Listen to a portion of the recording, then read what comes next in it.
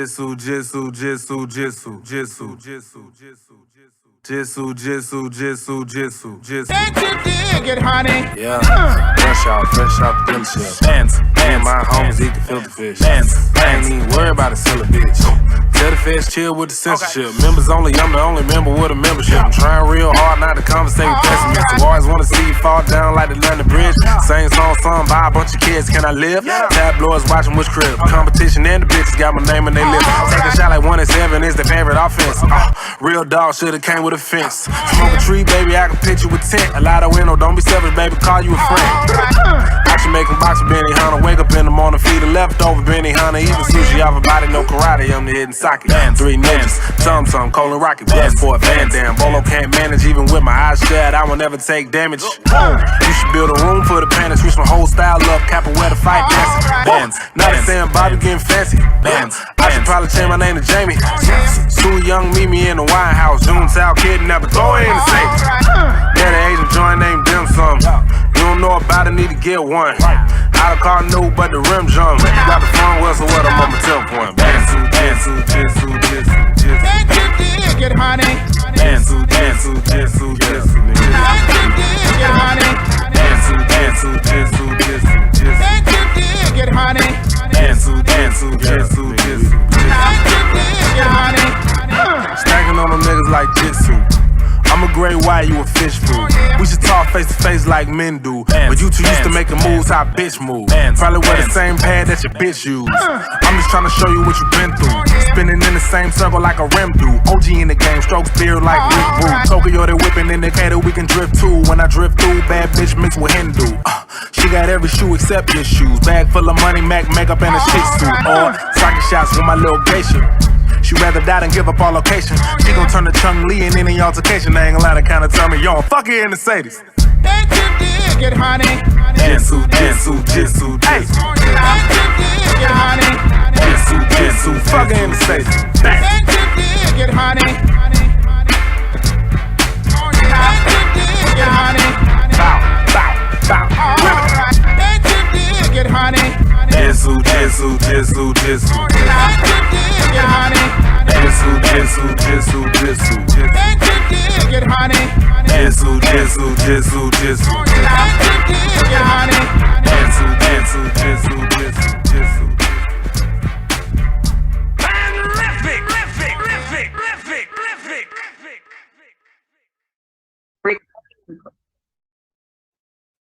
All right, back in this piece, couple of little bits of information we're going to drop upon you today. One of those things being to get this as soon as you can, folks. This little device, which is called a still point inducer, for a deep state of relaxation. You want to get upledgers, UPLEDGERS, still point inducer. So what it is,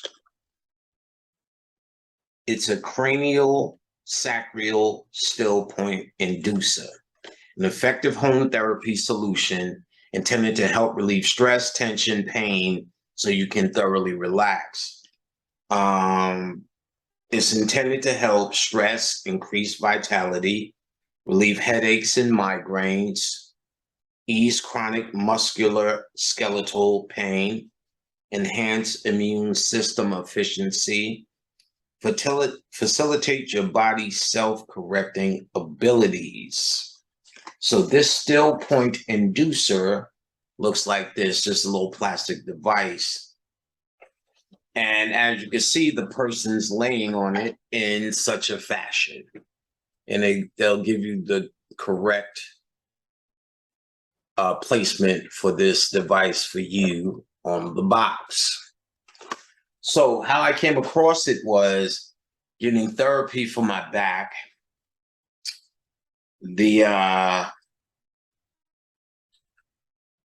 I've gotten what they call red rope therapy, which is pretty much a flexible rope exercise system, along with dry needling, which is deep.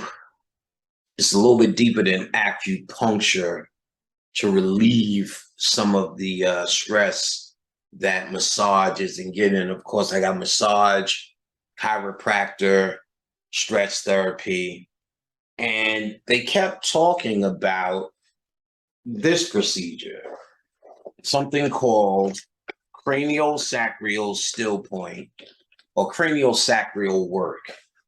And the way it was explained, you know, the white dude that was doing the therapy, he's one of them dudes that raises chickens, you know, he's organic as white people get, you know, they recycle. And, you know, he's one of those, you know, he studied Reiki guys. So people kept bragging about how zoned out they feel after this therapy, this session. I said, fuck it, let me try it. And sure enough, this shit is mind-altering shit. He explained that in a nutshell, and you could do your own research on it. Your brain is constantly making fluid, your cranial fluid. It's an ongoing process that should happen in a healthy person at a certain speed, something such as per second, or cycles per second. And when someone is having an issue, someone like myself, which is a back issue, or perhaps many other issues, that this particular procedure pauses that by certain areas they're applying pressure to, and kind of gives your body a chance to relax, catch a breath, do what it does, and all the benefits that I just laid out from this still point induction happens. So as he's going through it, he starts at the feet, and he's pretty much hitting every chakra thing. And you are definitely feeling the energy. You would attribute it to the same science as Reiki at this point. He spends some time at the lower back, which is behind the sacral, or it could be the sacral, depending on how you look at it, and holds that point. Mind you, this is called, I'm going to say it right, cranial sacral still point. So those 2 points, he says, between here and here is where this fluid is traveling up and down the spine, and you want to hold or create a still point for it to relax. So he did it in the lower back, and of course he explains how he can feel all the blockage in my back, and that would make sense. I have a black back injury. But what was interesting to me is when he got to the cranial part, which is really above that, just under that little lump or that little indent in the back of your head. And if you feel right at the base of your skull in the back, near the medulla oblongata, is these 2 little dents, actually. And those 2 little dents is where's our titties at? Are pretty much where the titties go, all right? And you'll be able to feel it out and lay on it as such. What you're creating is a point where nerves and all sorts of goodies meet up at, and you're pretty much applying acupressure to that area, creating the still point, i.e. still point inducer, which you would not believe the benefits. I did about 3 or 4 sessions with the individual, and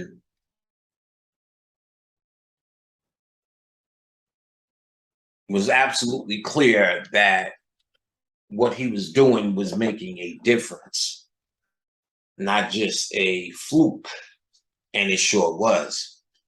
He's also the one, because after I noticed this particular point here was a powerful point, and it instantly tapped into some genetic memory It was crazy. I'm able to go into meditations as you would expect, but this particular, as he held this point, it's almost like I couldn't leave my head if I wanted to. It was like my consciousness stood right at this middle point, and even if I wanted to, it would be an incredible chore to come out of it. Because it almost was like it kept or blocked my consciousness from moving anywhere but in this location. So much, my memory kicked in, and then I remembered this goddamn thing. Let's go to share my screen.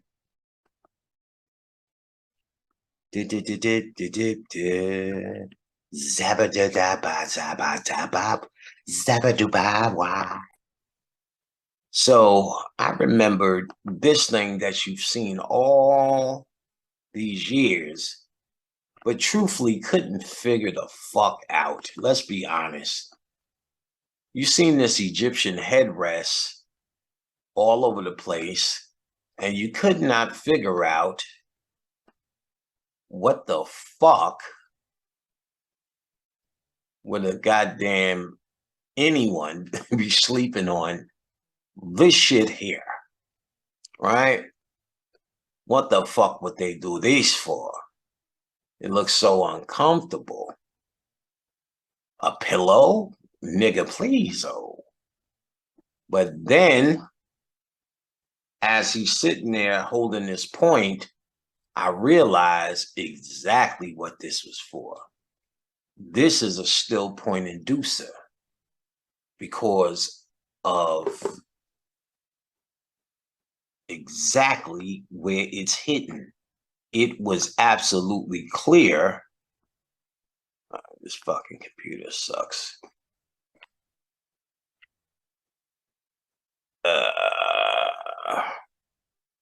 African brilliance. Let's see. In Ethiopia, they have the same goddamn thing. This is Ethiopian.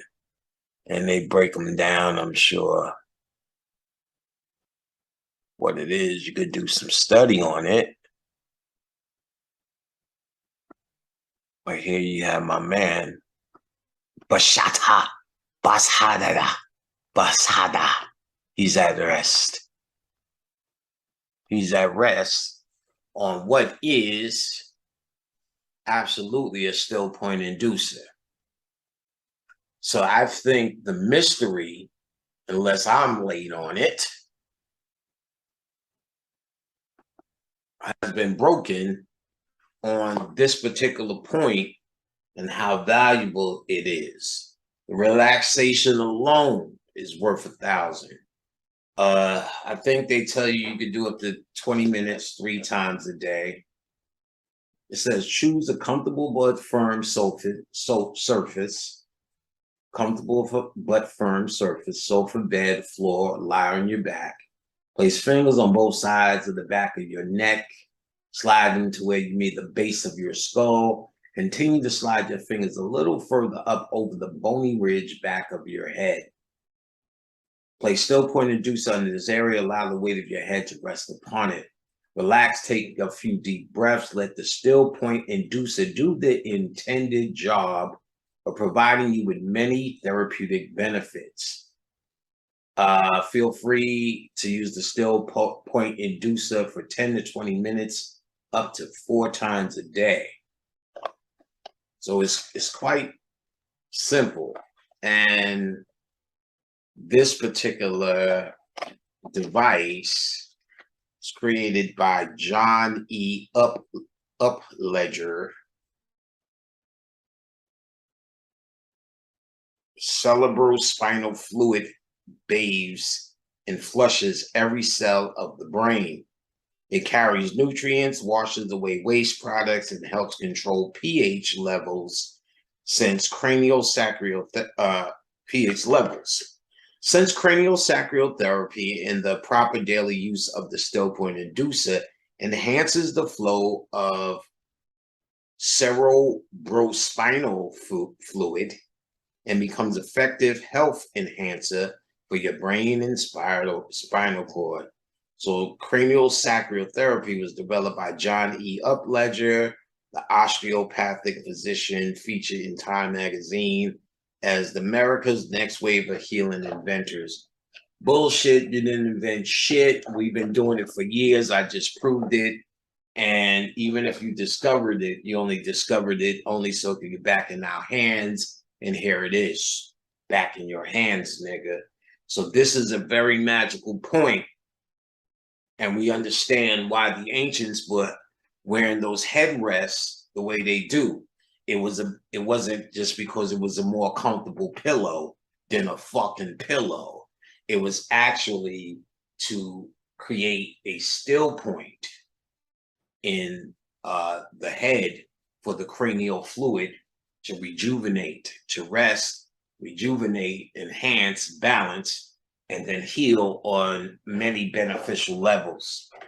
You know what I'm saying? Reduce stress, increase vitality, relieves headaches and migraines, ease chronic muscular skeletal pain, enhance immune system efficiency, facilitate your body self-correcting abilities. So a still point inducer, there are many types, but I would go for this one. This is one of the ones they say get the original. And it looks like this. So we want that in our lives. I want to shout everyone out and give them a big warm thank you for coming to the book lecture. It was a phenomenon. It was a blast.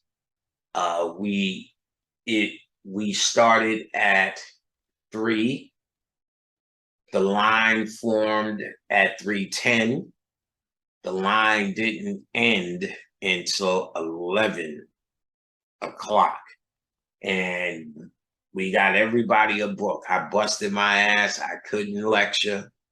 I couldn't speak about anything from beginning to end. We actually had to extend it for an extra hour just to give everyone a book. And I was happy to do that. That was the most important thing. You guys have heard me speak many times. Will hear me speak many times again. So it's more important to give people what they came for. And what they came for was this book here, my second offering, The 7 Laws of Dark Power, which I'm going to put on the web, not today, at least by the time this is up, so you're able to get the book. And for those who couldn't make it live, you're able to get it online and enjoy this masterpiece. I'm very proud of this work. It is definitely an evolution from my first book, which you guys should know, The Origins of Occult Civilization, Volume 1, which focuses in on Hollywood, television, and the middle section gives you some science that supports all that I've been bringing out in the psychological warfare that's been played out in the media through movies over the years, with primarily with the black male's image. And it follows the Willie Lynch letter as a blueprint for this destruction, this genocide, and this methodology for controlling you through means of subliminal programming in the media.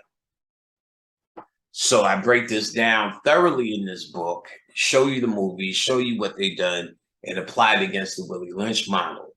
You know, primarily the independent woman. So that's why you have this constant black woman. I don't need no man. Don't go there, girl. What the fuck you say? Loving hip hop, throw a drink in your face any moment. I don't need nothing, including your goddamn love, black man ass woman, because that's a Willie Lynch letter protocol. And of course, the primary protocol in the Willie Lynch letter is to feminize the black man's image. And I point out, this is very little to do with homosexuality as a lifestyle. So don't let someone drag you into this homosexual agenda of trying to make it seem like you're opposing some group based upon something you're prejudging or some fear that you have of them. Who gives a fuck who fucks who? You can't control that no more than you can control what men fuck women. And you would sound like an idiot trying to police that. So who the fuck cares who fucks who? But we do understand when it comes to media, we're playing a whole different ball game here. You understand what I'm saying? So when they're showing every Black man in some way as psychologically no masculine match in terms of his peer, which is still not even his peer, but what is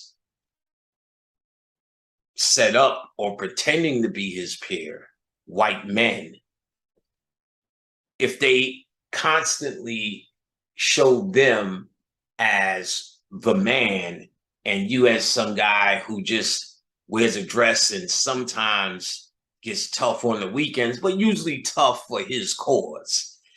After a while, this stereotype, this ritual, which is a synonymous word, will start to take effect on your reality. And it does, and it has. This is why you accept things like Mr. Brown. You complain about Tyler Perry, but he's still one of the most popular characters ever made in Negroism. Not because white people say and put him on TV, because niggas be in the theater constantly. Niggas was supporting them goddamn plays constantly. So niggas believe it because it's something we accepted about ourselves, that we're not men, we're silly fools. And this book, like I said, I tried to make a good effort into showing you how it's done, how you can see it for yourself. And then the third section, I really deal with television and dealing with specific movies in detail, unofficial trinities. Like I deal with Sam Jackson 1 year, who did Freedom Town, Snakes on the Plane, Black Snakes Moan. I break down how this is dealing with a psychological attack on Kundalini people, Kundalini energy, and its Shakti sexual primal energy in Black Snake Moan. How Snakes on the Higher Plane is awakened Kundalini, and the whole thing was landing the plane. Sam Jackson's bald head representing the pineal, the stewardess representing my yacht as a lawyer, and so on and so forth. I go into detail. I deal with some of the rituals they did on The Wire with the word nigga and naga.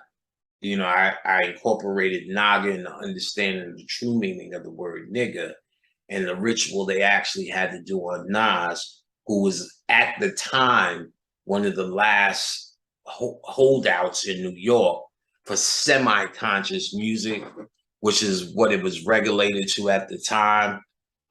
Most definite niggas were doing absolutely nothing but doing a pageantry of consciousness. Nas was actually trying to say things that mattered. He just didn't have enough knowledge to really make it anything that was of a grand significance on a level we study on.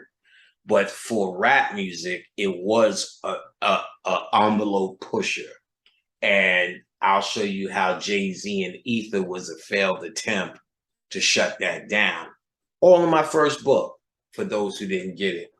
So it's still available on the website.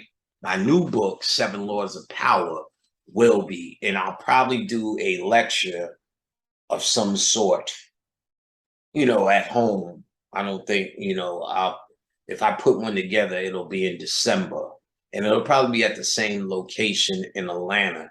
So those who couldn't make it for the book signing, you're more than welcome to come for a future lecture. We're talking about November or December, that after the book has been sold and in circulation amongst our people for a while, I'll be able to talk about it, give you insights from my perspective, maybe to help with the book. But I don't think you will. This book, to me, as genius as I will believe it is, and will stand behind it, still believe it was practiced for this one. And you can see the difference in thickness, because this thickness represents zone. And this motherfucker's thick. Most books are 250 something pages. This book here is 430 pages. And you know, that's a big deal. You know what I'm saying? And this one is 582 pages. That's a bigger deal. This, I like the way it flows. It flows with much more my humor. You know what I'm saying? Like, you know, much more niggerish shit. People may be confused. People may confuse this with something initiation does for you automatically. Okay, let me go back. To Brother Bobby Hemmett, I am forever thankful. This is on page 213 of my book. I wouldn't really say that these things he taught me in the classic sense are things that benefit me the most, like public school. Okay, let me go back and go slow. I like this. I wouldn't really say that the things he taught me in the classic sense are things that benefited me, like most things, public school understanding, like the most public school understandings of teaching.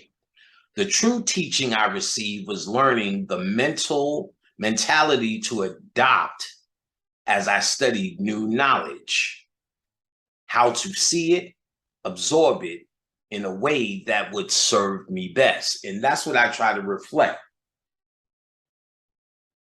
It's not just a public school understanding of this, because that doesn't serve us. In fact, that's how they misinformed us, training us the way they did, the way we learn. So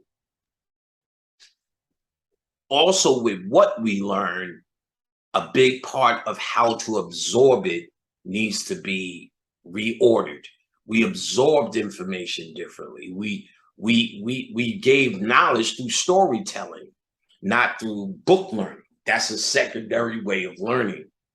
And even then, you would hope the person in the book can tell a good story and try not to intellectualize and pontificate his goddamn deepness, instead of try to actually break these down and get you to understand it on a way that's more usable. You understand? And I think Bobby Hemmett was very good at that, showing you how to take this advanced information, demystifying it, turn it into, I get that, and make it extremely relatable. And that's what I tried to do as well as Bobby, through storytelling. Make it nigga relatable, that you can see it through your own eyes. That's the key to being able to absorb this. You can't really see algebra through your own eyes. You understand what I'm saying? Unless you, but then they show you in Boys to the Hood how when they try to teach algebra, all they have to do is talk about drugs. And then niggas see, so X equals the package and the unknown is the fucking competition. Like, niggas get algebra when you start talking shit that's relatable, which is sad. You know, that's how you know, when all them white people come to fucking the hood, that's how they teach you. Spending all my life living most in the gangster's paradise. Fucking, what's her name? She come to the hood. Let me explain to you niggas how to do calculus. Okay, if you got 10 niggas, you know what I'm saying, on the east side and 10 niggas on the west side, and then you got a pile of crack in the middle, they're like, oh, nigga, I get calculus. So the way to absorb it, Bobby was a master at that. And that's a lot of what we went through. I was already on my study path, but what saved time was someone who was able to see this thing in a in a daily way. So new information is hard to see day to day unless you have a reference. Sometimes a story will do it. That's why you'll hear me do so much story, to give you a reference about information that you may have not heard before, or that you heard before and still really can't absorb it, understand it. So the true teaching I received was learning the mentality to adopt as I studied new knowledge, how to see it and absorb it in a way that would serve me best. You can say this day and age, you can say in this day and age that this is what those who seek this information truly need. The understanding of the mind that you need to even begin the work. People may confuse this with something initiation does for you automatically. So we've been under the misinterpretation that just by being initiated, somehow this stuff turns on. That's not what initiation means. Initiation is a psychological process to get you to understand something that you've been perhaps told all your life. And that usually works in a culture. In a culture, you are told of a system that you can expect because the system is such a routine. So they're going to tell you at age 13, this is going to happen. Then at age 18, this is going to happen. And then you're going to get a house and this is going to happen. Then you're going to pick a woman, it's going to happen. Then you're going to go out with the hunting team, it's going to happen. Then you're going to do this and this is going to happen. And then you're going to have kids and that's going to happen. It's kind of the same routine laid out in a certain diagram that they can incorporate initiations to help that psychological process move forward. Just doing the initiation does not move a process forward. It only helps if there's a knowledge or a situation or a culture or a system in place that the initiation supports. Initiation for the sake of initiation means nothing. The day my mother says you can go across the street by yourself to the candy store and here's $1 is an initiation. But until I actually do the work, till I actually know in my mind that one day I will be able to do that, and that's what makes me a man, or that's what makes me go to the next level, until my mother tells me it's time to initiate it and I actually initiate the actual initiation, then I can say, now I am this, because psychologically, I went through everything that everyone before me went through and succeeded. Therefore, I know I am that I am because this is our way, and the initiation or me initiating or my mother telling me it's time to initiate me going to the store and buying my own candy means now she never has to hold my hand again. Prior to that, I may believe she had to have held my hand to go to the store. Now I do not, because I have initiated, I took those first steps. I was bold enough, strong enough, confident enough, because I've been told all my life, once I do, then I will no longer need to hold her hand. So then I'm told that when I'm a certain age and go through rites of passage for a man, that I'm a man now. So when I get home, I am mentally prepared through the initiation. I am now mentally prepared. Am I smarter? No. Did something happen in the initiation besides me getting confidence? Pretty much, no. There's no magical act that happened. There's a psychological change that happened.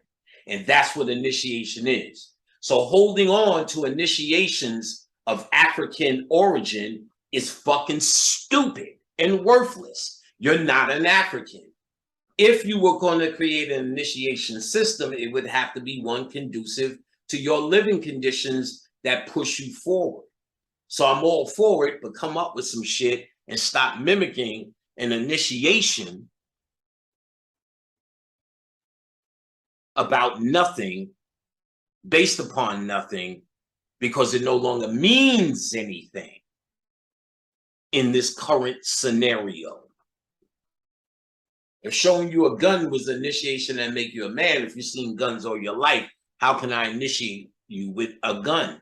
It's no longer magical because it no longer means anything. It no longer has a symbolic significance of any measure because you've seen them all your life.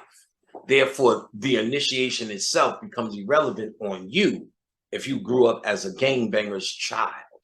But if you grew up in the Huxtable residence and Claire Huxtable and Cliff pull you in the room and pull a gun in your face and say, now, Theo, get the fuck out the house. I guarantee you, Theo will never forget that moment. It creates a before and an after in his head. I told you before, what changes your reality? Symbols, repetition, trauma. And initiations, most of them were based on trauma. Cutting, tattooing, scarring, deprivation, and fear tactics. All right? So, the true teaching I received was learning the mentality to adopt as I studied new knowledge, how to see it, how to absorb it in a way that would serve me best. You can say in this day and age that that this is what those who seek this information truly need. The understanding of the mind you need to even begin the work. Again, people may confuse this with something initiation does for you automatically. It does not. Once you go through whatever someone else tells you to do, you're in the club. Doesn't make any sense. I tell you to eat a bunch of sand, then you're in the club. How dare you trust anyone for that? I'm sure there was a time for that. I'm sure we were in cultures where it was conducive, and the true intended shaman perhaps would give you rituals conducive to your well-being. Now, how can they be? Now you have charlatans, niggas in it for clicks, niggas' egos out of control just so you can call them Baba Lao and cook them some fucking lamb that you killed, cleaned, cut, and cleaned up the shit after. It's a ridiculous system of ass kissery that you are now in. Once you go through whatever someone else tells you to do, you're in the club. Get it right. You're in their club. And you should do, eat, and sleep as they tell you to do. That's what you signed up for, isn't it? I saw a nigga get thrown out of a lecture by Eye Opener Productions, and the owner, Brother Shabazz, did it himself. The nigga came to every lecture, stood out in the hallway, never paid once to sit down and listen, and tried to sell all his crappy shit, including his illegible goddamn book. His ass was getting kicked out with a kicked ass by Shabazz. All he yelled that he was a priest of Ogun. Very big ego, no power. I'm a priest of Ogun. How dare you do this? Ogun and Ogun. Get the fuck out. Know what I'm saying? A lot of power in his mind. But the reality, just another nigga who just won't pay $10 to get in a fucking lecture at the time. Here's the definition of initiation. It's a noun. Formal admission or acceptance into an organization or a club. Adult status in one's community or society. the ceremonies or rites of an admission. You're just getting let into the club, son. That's all that's happening here. Ain't nothing that's that magical. So initiation lets you in the club. That's it. It's not magical by its own standing. They use initiation to get into magical clubs, but this was conducive with a culture. So there's a lot of hot nuggets throughout this book, The 7 Laws of Dark Power, Volume 2, Self-Master. This is one of the books that I really wanted to make where you can use as a guidebook. When it's all said and done, these 7 laws are things you can refer to when you have questions that come down the pipe. You can apply it against these 7 laws, see how they stick, see where they stand up, and you would know things to punch, things to hold back on, perhaps. Just give you a good guidance, you understand? So the 7 laws of dark power, you should be able to get it on the website by the time I'm gonna go ahead and put this up. Not by this week. We'll go ahead and get it. I want to time it to where I have more in the house. There's some on order. So, because with this, unlike everything else that's just in the system, it takes a while with the books. I'm gonna have my son just do the books separate. All the books are gonna go out immediately. So that big rush of book orders out the door immediately. So we're trying not to get anybody to wait for any of the new books. You can rest assured on that one. All right. So I also want to talk about what's in development now, and that is this. Yeah, good old-fashioned cyclomancy. I'm using this book to do the curriculum, and the book is already dealt with. It's just a matter of making the points. It'll be a 2-day class, not like that 4-day shit before. I'll do it in a weekend, and it will be coming sooner than you think. There's already a link up on the site, just not ready to take classes yet. That should be ready sooner than you think. So it's already studied up. There's already other books I'm incorporating by Frank Rudolph Young, Laws of Mental Domination, other books that are out of print that I'm going to add to make this a nigga class that will never be forgotten. This is called Cyclomancy, The Secret to Psychic Power Control. So this is a heavy book on how to harness with many a technique on psychic powers in many different areas of the 5 senses, and so on and so forth, how to activate, reactivate the mentality to have. Off the hook. I found this in a used bookstore. It's out of print. Any copies of it going around was from this, just make copies of copies I gave out, except for the original copy I have from this book, which you get with classes and will get with this class as well as a study guide. And so the word itself, if anyone's saying the word, is absolutely for me. Nobody was fucking with this book or even known. It was not injected in our community, in the Negro sphere, in the Hotepisphere. It was not injected until I injected it. What was odd, not really odd, interesting about this is, one year, this is about 5-6 years ago, my sister went to see my uncle and she gave him a shitload of old pictures. One of those pictures was him holding me as a baby, and me and him argued like you wouldn't fucking believe. Like my uncle used to tell me I used to stand on the steps just to be eye contact with this nigga to argue. Fuck you, nigga, you gonna die.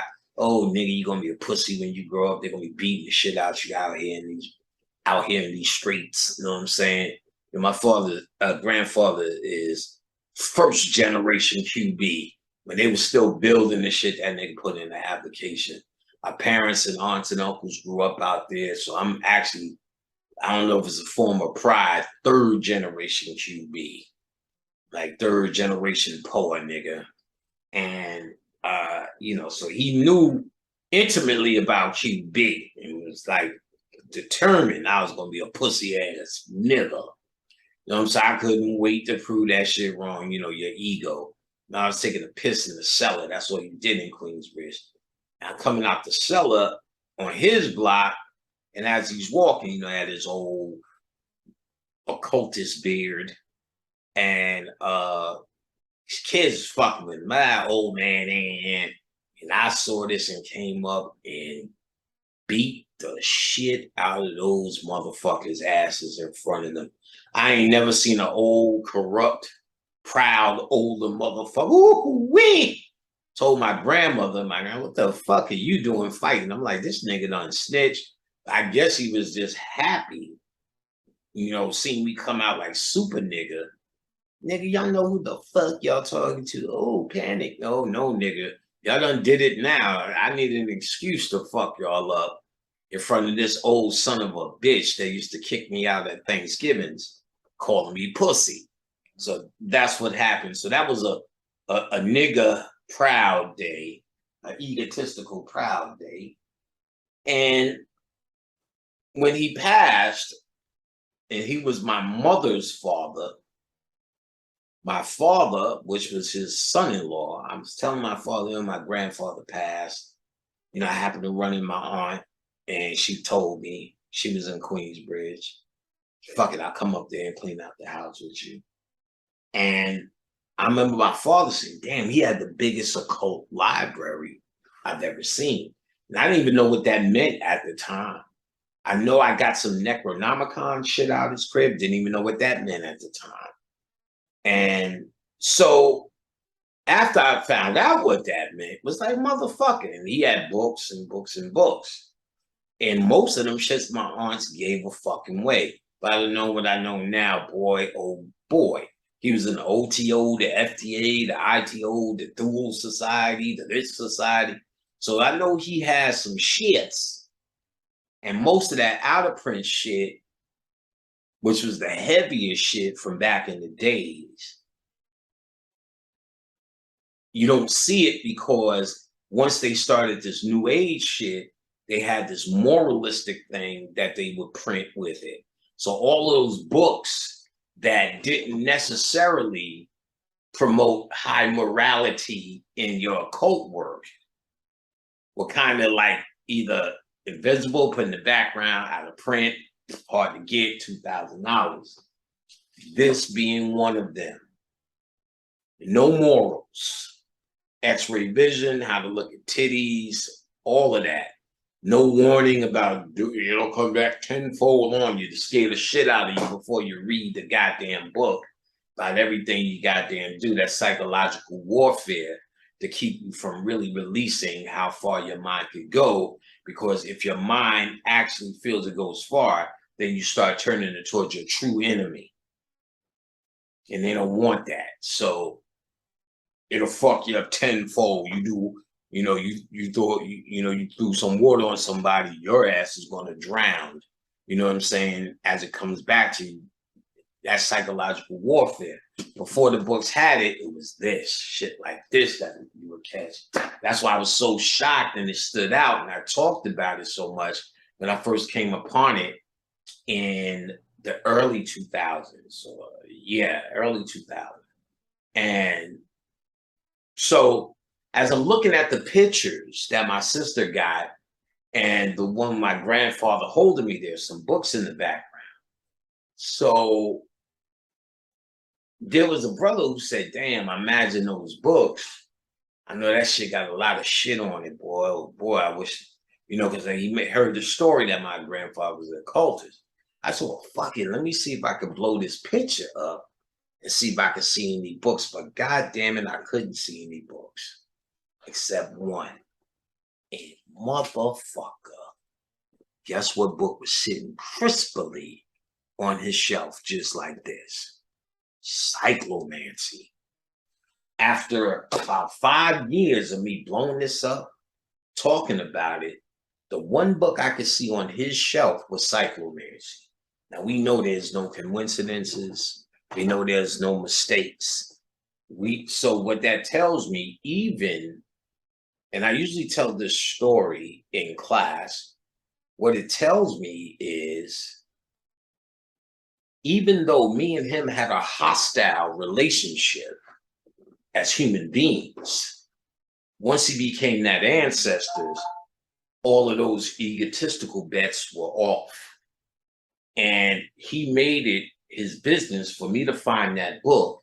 And he wanted to introduce that book to the community, obviously through me, the community, to you dumb niggas, obviously through me. And that's what happened. So I was clear and got confirmation that it was him who sent cyclomancy to us. Therefore, him driving this curriculum. Therefore, in all of his study, he must have found something in this area important. Now, clearly how it has served us so far through my recommendations have been well. People still have trouble because I found when I did my How to Speak to Spirits class, which was really a workshop, which is still available. You can get the recordings. If you have missed it, what you will find is I was really going hard in showing people the basics in visualization. And what I found out was how terrible we are at it. How terrible we are at improv. You need to understand, for actors, there's a whole system that they use to free their spirit to be in the moment, called improvisation. I'm saying it wrong. Improvisation. So to improvise or improvisation, I'm sure I'm saying it wrong, is an aspect that actors study, the ability to go off the head, to push forth a story in the moment while it's happening. Not only that, not only be entertaining, to keep on with the point, to stay in character, and to keep the essence of that story flowing. That's called improv. So what I noticed is Black people are severely suffering from improv. Let me pause this so I can have Khadija check something. All right. So I had to take a break. I didn't know what the fuck I was talking about. I'm sure I'll remember after I fucking open this GMO. So about cyclomancy in the cyclomancy class. So that should be up sooner than later. As I'm putting this together, I'm on this upstairs. I have to finish this along with my titties. Keep this upstairs. All right, so let's get to the main point. We're here. Make it real quicker, make it real quicker. I'm gonna put y'all up on something that I developed in my class. This is a brother panic invention, at least in the context that we're gonna deal with it here. The word, or the compound word, self-initiation or self-deify, has been around. And it's pretty much, that same scenario we used about your mother having you go across the street for initiation, if you stand at that corner and decide to cross the street yourself, then you self-initiated. When you realize there's nothing to fear but fear itself, you self-initiated. So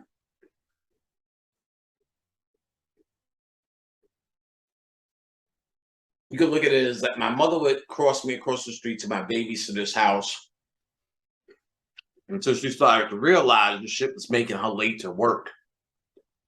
and we can make it across the streets ourselves. So she gave us all the tools, I guess you could say, for self-initiation. We stood on that corner for about an hour before she came up the block, and why the fuck you ain't at your babysitter's house?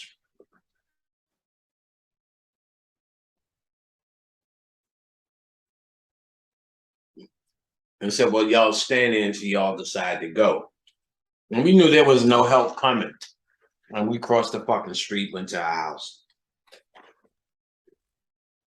So we initiated. So that concept already existed. But what I created in my class was something called self-deification, which was probably also a compound word that I've seen it thrown around in the occult. But what I did, what made it personal, was add a specific methodology for self-deification. And I taught it in class for years. Like to hear it, here it go. For you free.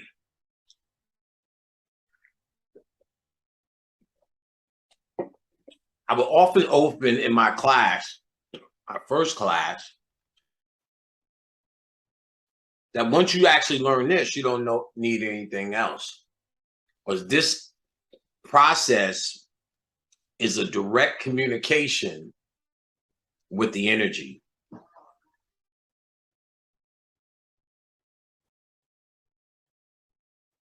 First, we must understand something called mental alchemy. Mental alchemy is the shift in your thinking that will reverberate on each level. It's a mental shift that should change spiritually and physically. You got 3 layers that all intertwine into each other, which I broke down in the Kabbalah section of this book. The physical, mental, and spiritual layers. How each thing has a physical, mental, and spiritual aspect to it. So mental alchemy, feng shui, you could say, is physical alchemy, among other things. But you could, if we needed a cheap example, let's say feng shui, moving shit around. Creating your altar is physical alchemy as well, if you want to look at it on that level. The mental alchemy, well, spiritual alchemy, of course, is any ritual or spiritual thing you do to change your spiritual scenario, if that's the focus first, because all of it should reverberate on each level. If you do something to change yourself, do something spiritually, your thinking should change and the physical reality should change. That's the point. And if you do something to change your home, feng shui wise, you figure your thinking would change, you're more at rest. You feel you did it for peace, or you did it for whatever zen or scenario you had for sports. If like an arcade wouldn't be for zen, it will relax you, but it will also stimulate something in you that's not relaxation, that's excitement. It's a video game. So you create those things and you expect a mental shift, meaning peace of mind, comfort, happiness, excitement, and a spiritual shift, which is peace, rest, contentment, well-being, satisfaction, and whatever other Zen moment you're creating, or whatever reality that makes you feel normalized in your home, whatever. But they all interact with each other. But when you focus on mental alchemy, what you're trying to do is shift your thinking to where your perspective on a scenario, or the world for that matter, you're watching them through a different set of glasses now. You've done the mental alchemy, your thinking has changed. You're working primarily on the way you ingest and even sometimes output certain things based upon a shift in your perspective. So this self-deification is an act of mental alchemy, mentally shifting how you think for spiritual results and ultimately a physical reality change. More control, power, and answers what to do in any given scenario, situation, or obstacle that comes your way. So, mental alchemy is the key to the game. You've heard me mention mental alchemy before when it comes to the law of rhythm and the law of polarity. Mental alchemy is what they talk about, is something the masters, the adepts, must exercise to kind of control the law of rhythm and the law of polarity. Polarity is polarizing yourself in the middle, and for rhythm is controlling the swing. A swing to the left, a swing to the right. If what you want is on the swing to the left, remember there's an equal and opposite push to the right. That's how rhythm works. The alchemist knows how to keep the pendulum on his side of the game as much, and through mental alchemy, when it does switch back, you won't even notice. You'll turn a blind eye because your focus is somewhere else. Now, I broke that down, how that's done, many a times. Look on my Bill Cosby Law of Rhythm lecture to see that. But what you're doing in both cases is called mental alchemy. You're shifting how you think. So instead of picking a side, left or right, when you understand that each argument is just one side of the same coin, the place to be is in the middle point.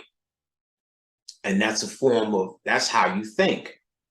You could think I'm a Republican or a Democrat, or you could think I'm none of that shit. And you let that, because you're in the middle point and it doesn't involve you. But you are able to evaluate both sides. You're able to evaluate their strategy. You're able to know just as much about it as someone who calls themselves a part of whatever party, but you're not in it. You're not in. You're not of it. Let's say that.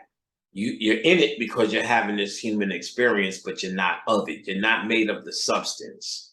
You're not in a mental state of a Democrat or a mental state of a Republican, though you understand what both of them are because you polarize yourself in the middle. That's all up here. Mental alchemy, a mental shift or mental change in the way you think. So the occultist is required to do mental alchemy, to shift the way him or her thinks about everything they do. Because if you shift how you think when you're getting this information, the places you feed are different places. If you think you're trying to expand your mind when you do occult science, you have failed. Though mind expansion is a part of the process, it is ultimately not the goal.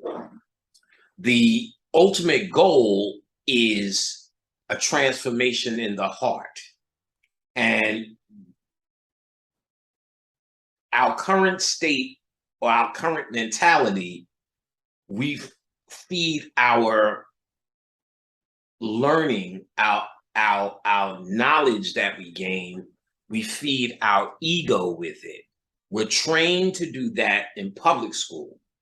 None of the mental alchemy ever takes place because you feel you're feeding your mentality because the ego is masquerading as your mental strength, but it is the voice in your head that is willing to tell you anything.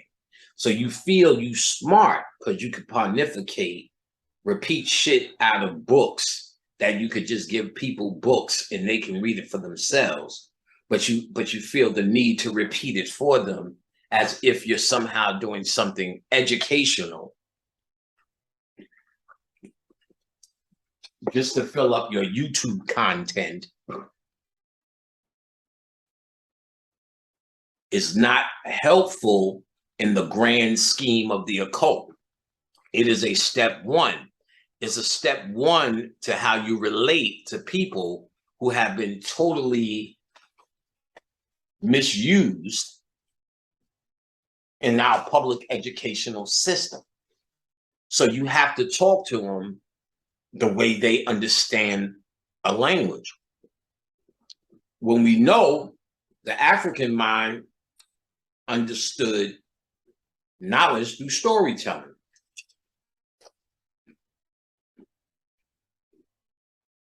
Like Rio, through the storytelling, allows you to draw up images as you follow the words. The images are your own. So what you're really doing is symbolizing that man's story or that man's words. Y'all can picture that shit, son. If you can picture it, that's how that knowledge is step one to becoming your own. What they teach you in public school, there's nothing to picture in the things you picture, the false history that they tell you. George Washington. You don't even know if that motherfucker even existed. Every goddamn picture, he's in some Masonic pose. Then you hear George Washington and 3 black men who were the president before so-called this white man, according to Moores. It's enough to say, is he real? Do y'all motherfuckers think Benjamin Franklin went outside with a kite and a key and discovered electricity?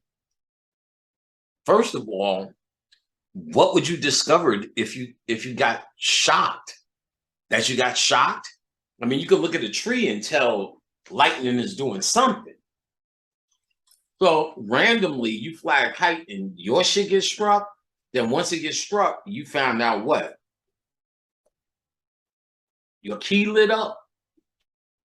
Do you even know if Benjamin Franklin even existed? Or was it Benjamin Banneker? Or could he even exist, to be quite honest? You don't know. They did this to you before. They told you. Why would they tell you this? Or shit like this? They told you the first man, nobody remembers this. That's why they don't make it stick no more. This is one of the programs that didn't stick with you.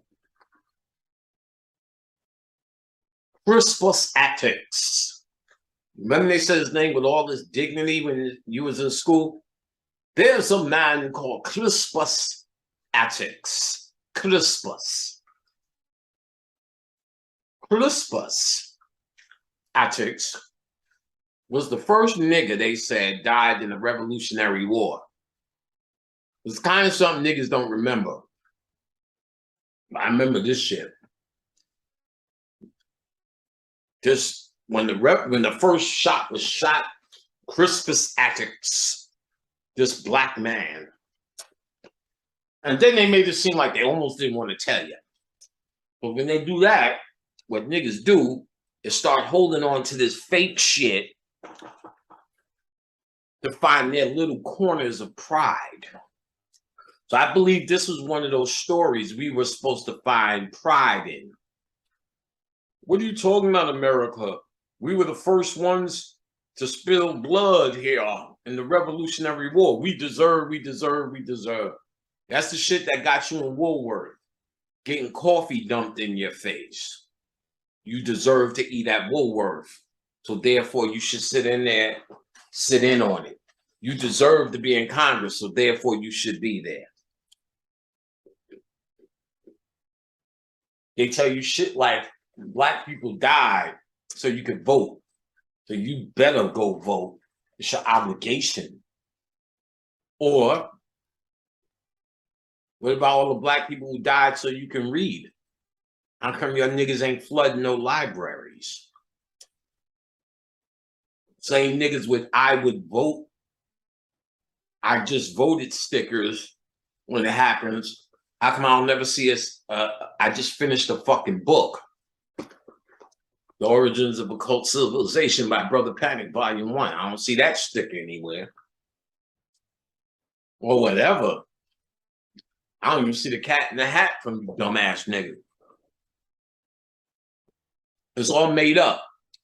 All things trying to get you to buy into this system. Then you find out rumors that Christmas addicts never existed. Then you have to really say it. And even me saying this, niggas will find it as sacrilegious. How do you know if Harriet Tubman even existed? They're flirting with putting the home. Anybody they put on money is a friend to them. If she was a character, how could you authenticate it? This occurred to me. Let me see if I wrote this down. I think this is the shit I was writing down. Oh yeah, I got a couple of things we could talk about. I forgot about I have written here. So it's occurred to me. How do we know any of this shit is real or not? The real story is the Juneteenth bullshit. They have now injected that in a span of 2 years to be an American standard. If you looked in niggas' faces, it's like they've been celebrating this shit since we got free, pretending that we were free. Now, when I talked to Khadijah, they did have Juneteenth celebrations in Denver. I talked to Wildstyle out of Chicago. In the Midwest, he said there was June. This shit never flew in New York. I've never heard of it till I seen Blackish. It being a national push, what happens is the same. They play with you all day. It's the same thing with Quanza. When you wasn't buying Christmas gifts, you first tried to make a black Santa Claus, still didn't work out. They gave you Kwanzaa, and then you were back in the gift buying game again. Same thing. You question why you should buy hamburgers and hot dogs on the 4th of July, even though you do it anyway. You need a reason to somehow to shoot off fireworks. Somehow this is fun. And so they just gave you another day to buy that shit and shoot off Papa crackers, and a month later you did the same thing again. They just gave you another reason to spend your fucking money. It means absolutely nothing, and it adds towards false pride. But the mentality of black people, like, this shit is valuable. All they did was a certain section of niggas made it a half-ass tradition, and then it made it seem like Biden has said, let me recognize you niggas for all your hard work. Should they do all of it? They play with this rights shit to give you a false sense of progress constantly. This is mind control basics. So Juneteenth was a heavy mind control day, but then if they showed you hold on. Hello? That was early. I already came up. Yeah. Well, no, I'm good. I'm in the middle of doing the tape. Yeah, I'll hit you when I come up. All right. So they hit you with this Juneteenth crap, but it's just such certain. It could be an argument made let's say by people who grew up like Khadijah. Oh no, we said this all the time. And then there's going to be the argument for New York niggas and a few other niggas. I ain't never heard this shit before. So while we argue about that, the validity of it, we forget to argue, should there even be this day at all? Were you ever free on this day? Are you free now? They say that like it's a theory. What the fuck you know you not? Put on a mask, bitch. Take off your mask, bitch. You know what I'm saying? You're not making these decisions as a culture or a people. You understand what I'm saying? Like, how many Jews have you seen putting on masks or talking as a people? I'm sure you've seen individuals, and maybe they were all in. But it seems like they sat down and made their decision. Our decisions are always made for us. And call it what it is, but I don't feel that there's a freedom there. And it's not just about mass in society. I mean, come on, houses, bank loans, whatever. You go on all day and we already know that story. I don't even need to rehash how we know we're stuck here and can never really say we got free. So it makes, and then I remember the Crispus Attucks hoax that I heard about. Then I started thinking how convenient these other stories are and how it's still controlled. So let's take our greatest story that niggas love to repeat about Nat Turner. Now, when they did a movie about it, how true is the movie? Or how true is even if the individual ever existed? Because in the end, if he represents a black force or a black movement of rebellion, he still got stifled and is known for that. So it may just be a story to give you hope, because we also know they weed you out through rebellion. There was a brother, I don't know his name. This is early on in the game, before even Moors got involved with the sovereign rights thing. And Bobby was telling me the story. This brother was hard, had a radio show. If you ain't sovereign, nigga, die, nigga. You don't exist. Black ain't this, and black ain't that, and you niggas ain't this. Sovereign. All right. I don't care if you're saying if it's right or wrong at this point. Doesn't matter. This is who he was. And plenty of people joined up and followed.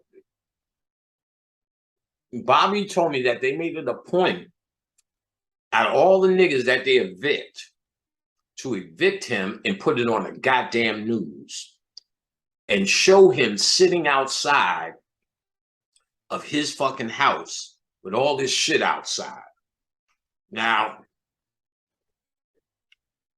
Bobby said the good news was as soon as black folks seen it, they came and got his ass.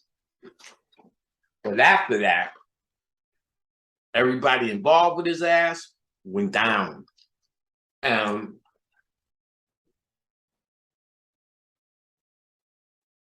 we do the hymn, no, it was him. And I think he was the first, because Bobby also told me about they waited just before the Moors got involved.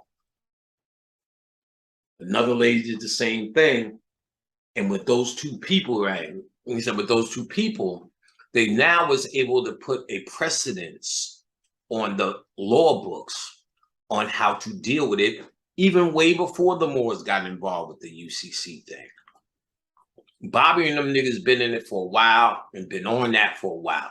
Whether you do it, if you do it, that's your business. Study it, and if it works for you, I don't care. I don't say either way, right? We need to be clear on that. One time, a young lady asked me at a live lecture how I feel about polygamy. And I'm sitting like, y'all starting to ask stupid questions, preacher questions. How I feel about polygamy, what does that got to do with the dick you suck? If I say I don't like it, it's the worst thing ever, you still gonna suck 2 dicks. If I say it's the best thing ever, the best you may do is add a 3rd dick. But either way, this is on you. This is so stupid and beneath me. I won't tell you how to be or how to act. Your choices are yours. I don't care. I know how I feel about it. And how you feel about it, I still urge ultimately is you. This is what I teach you, or I hope I'm teaching you, how to research these things through, and if you're more spiritual, how your spirit feels about these things more than just your intellect or your reason. Pity the fool. I pity the fool that follows any other man. Pity the fool. So no, you make your own decision. So how I feel, don't let it. If I say UCC is stupid, if it's the greatest thing, ain't no debate. Go be great with it done. Make a miracle. I'm only going back based upon the stories and the research that I went through and what my spirit showed me for me. What it shows you for you, go make doodle on it, son. And like I said, it really stuck out to me how much you can authenticate any of this shit. The only thing you know is that you're in control of your own mind. And your perspective is yours.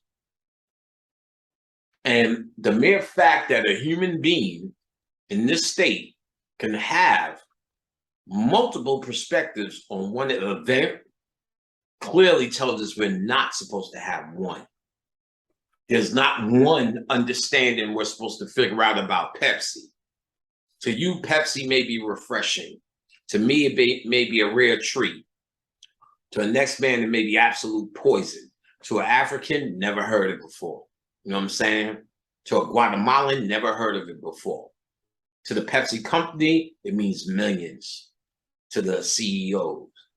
To the guy who designed this can, this may be the greatest thing he's done in this, and he may be proud of.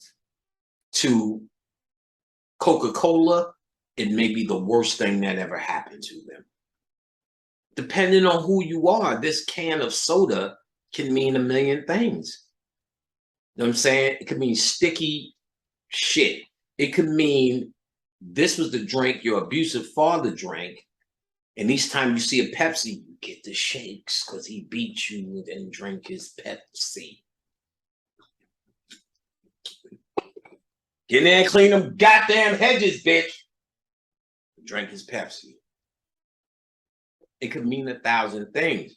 And because of that, it made me understand these things are supposed to mean different things to you. Trying to debate it and come to one consensus is white man shit.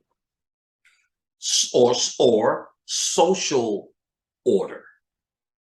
Things you say we must kind of agree, even though it personally doesn't fit, is still the smartest thing to do. So if Pepsi had the most nutrition, and it could mean all those various things I just laid out, I still would have to agree. This is still the smartest thing to do, no matter if my father did abuse me, because we're pretending here, it's the healthiest drink that we know. So we can have a consensus that we must drink it, but how we feel about it, it's your business. So how I feel about these things is my business. A consensus on it, you may want to talk to your peers about what they did and how successful they were when they did solving rights. So the ones who are winning with it, have a conversation to see how they won. The ones who are losing with it, have a conversation and see how they failed. And see what works for you. In all cases, I urge you to do this anyway. All right, so I want to get to how we don't know. For Nat Turner, they make this movie, and it's an utter shameful wreck. It is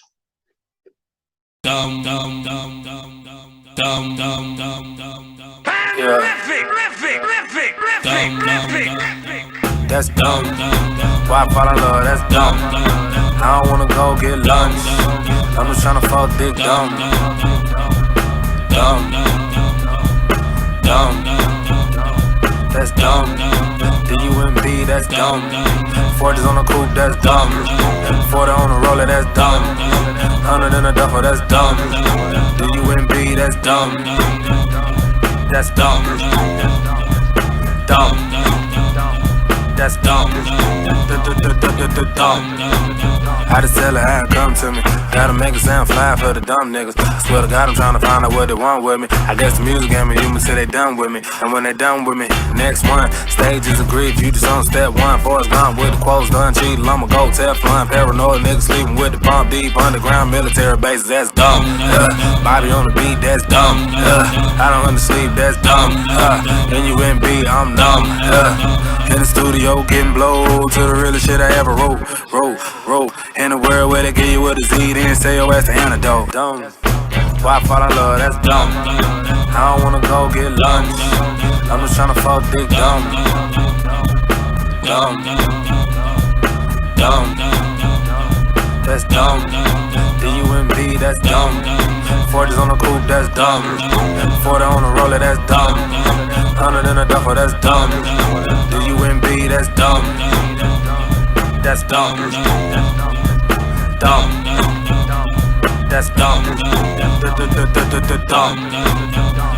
That's dumb. Yeah, who you know really then buy? Riddle me that. Who you know talk this much shit on the track? Once you say your soul, no ain't no getting it back. Who you gonna have to be much quicker than that? Asymmetrical flows and metaphysical raps, invoking pivotal moment, exposing criminal acts. For those that live in the mask, I show the critical mass. They try to give me your rule, but now the ceiling is crack. Now the ceiling is crack. I will not fall in the mud, I will not fall through the cracks. I know that where we're headed is where we've been in the past. What happened to Sasquatch? What happened to Anthrax?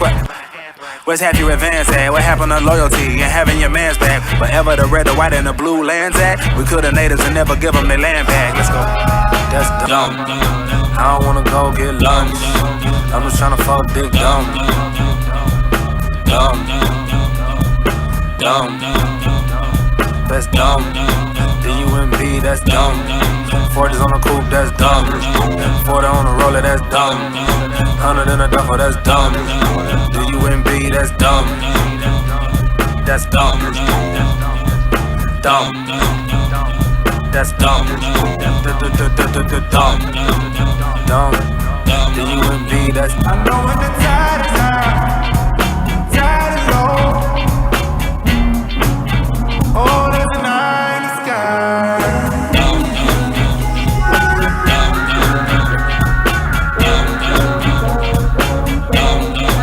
I know when the tide is high, tide is low. Oh, there's a night in the sky.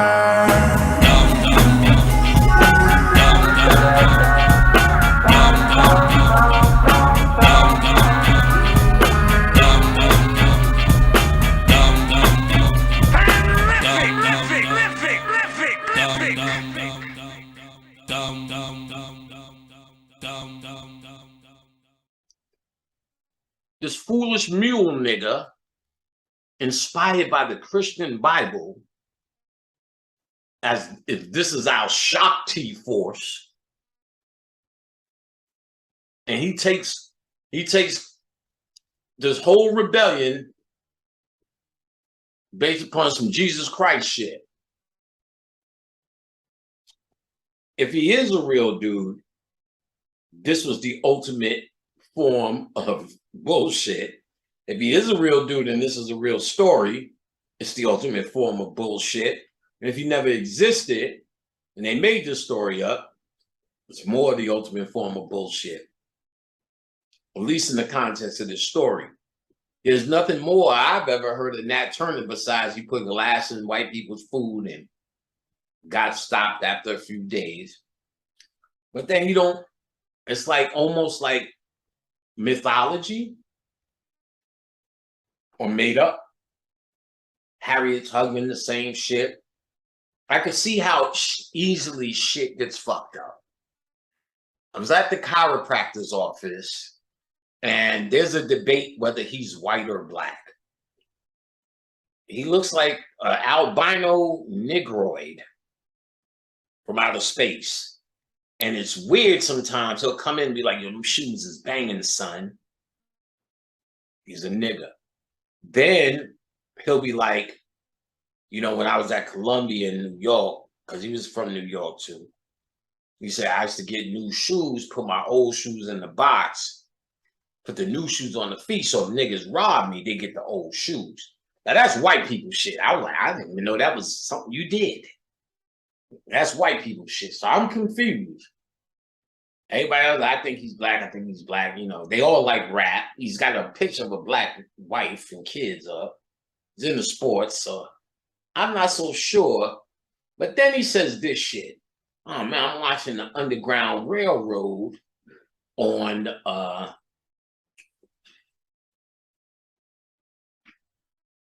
what is it, A&E or Prime or one of them. He said, God damn, I never knew that it was a real railroad. I said, wait a minute, man. I don't give a fuck about this kind of shit. And I'm telling them this out loud. I don't give a fuck about this kind of shit. And I'll never watch that funky ass show. And nothing about that means anything to me that means anything to anybody in my head. But do you fucking actually think it was actually a railroad with railroad stations? Like they just went to the railroad stop and said, hey, nigga, what you doing here? Oh, wait for my train. Okay then, nigga. You know what I'm saying? I would let everybody get on the train and meet your ass at the next stop. All right, everybody off. We're going back to slavery. Come on. I'm like, what? I said, I don't know, but nah, that don't sound like it was a real railroad stop. That means once somebody figures out where the Simpson Street location is, nigga, the whole jig is up. You know what I'm saying? So this is the type of bullshit, apparently, that's on this show that motherfuckers is watching and believing. That Journey Smollett bitch, that whole family is a crooked shade of goddamn boule babies. All of them. Eve's Bayou, that little Fruity Smollett that made the whole gay fight story up. I know I didn't lie. Yeah, you lied, you little gay Smollett.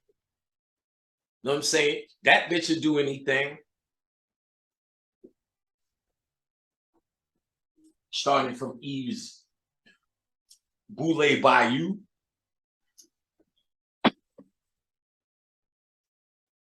So you can see how easy things could be injected and taking just that quick as history.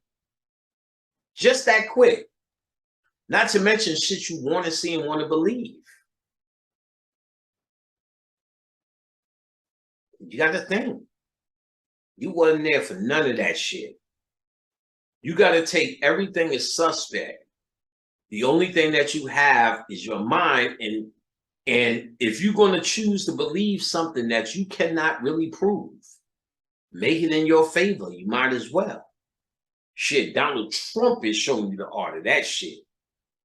The Republicans are showing you the art of that shit. I used to tell all the time, and I'll say it again. While y'all think they're goofy, them niggas are the greatest magicians you've seen in the game. They made an imaginary reality. Ain't that what you trying to do? Use from your visualization and imagination and make it so.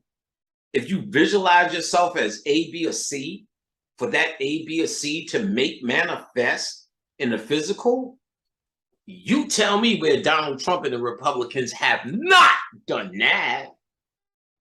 Yeah, y'all niggas are slow with your public school fucking training.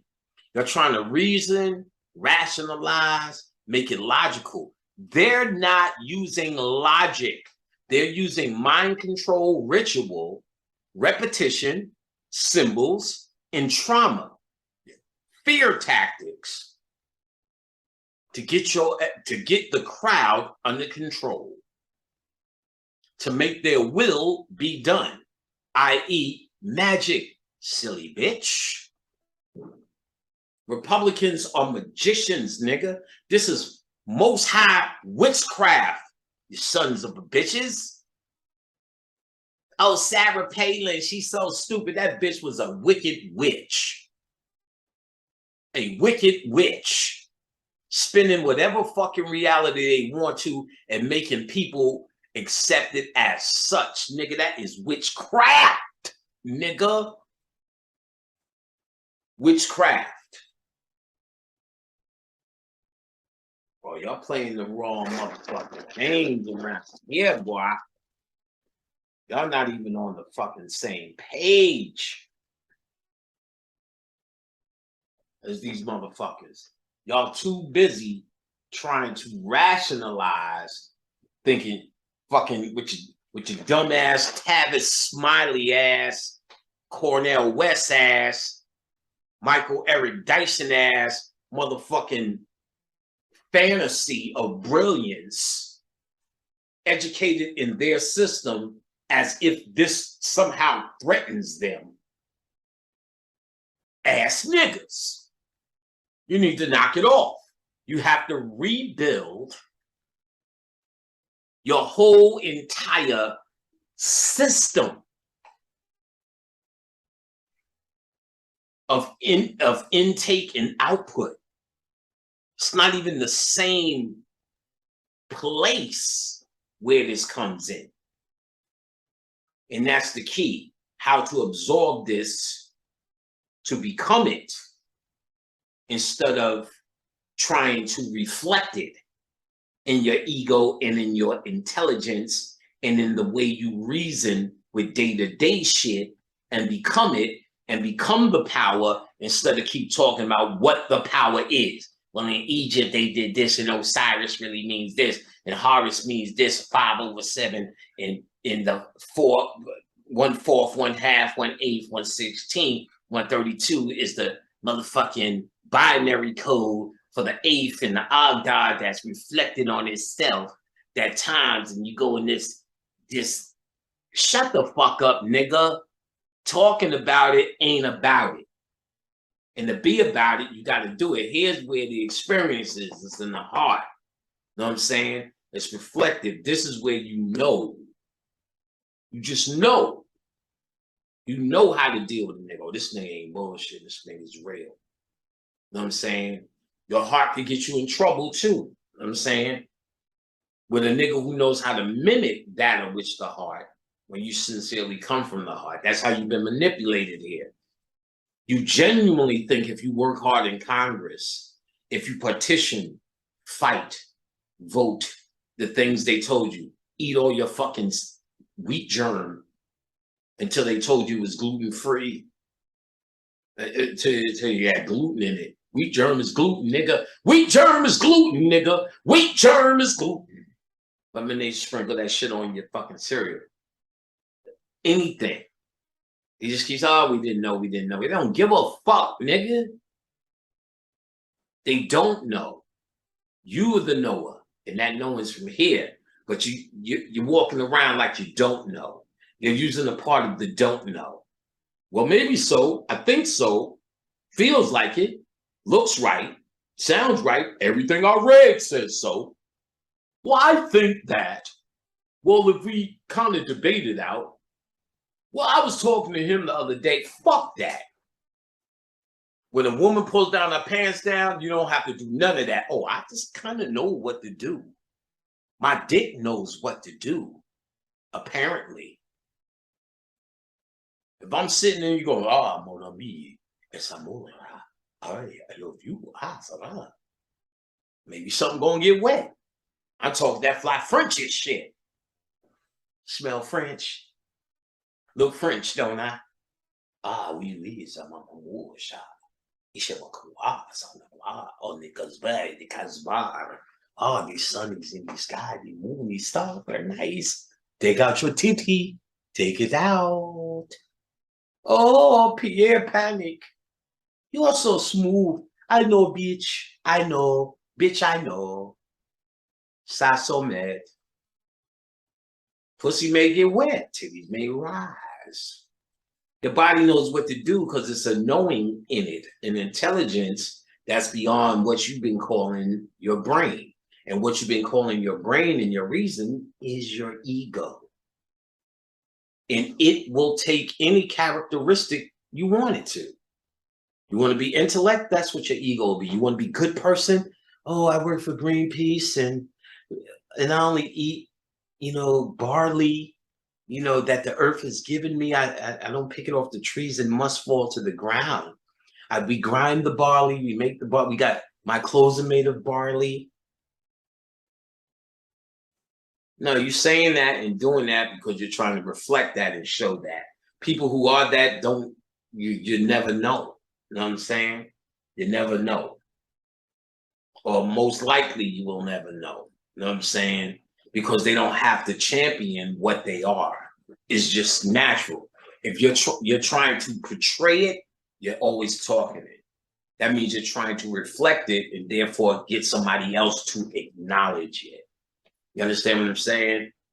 Get someone else to acknowledge it. And that's a part of being human, but we need to know the difference because now that portion of our consciousness is out of control. We're trying to get someone to acknowledge us constantly. And then with YouTube are programs and things that are conducive to this out of control behavior.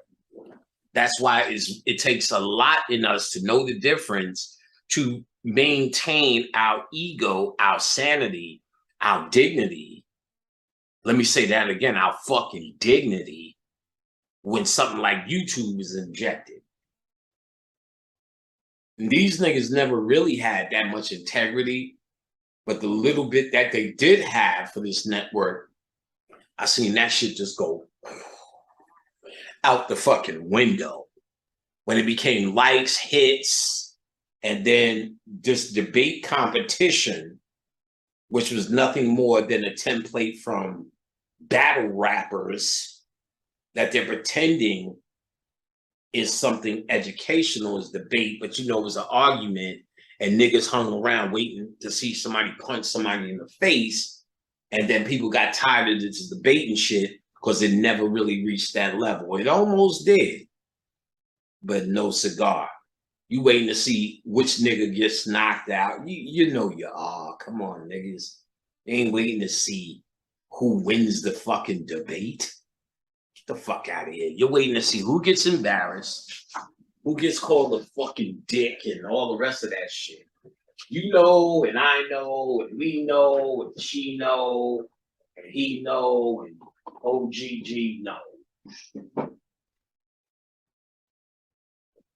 All right. Say what?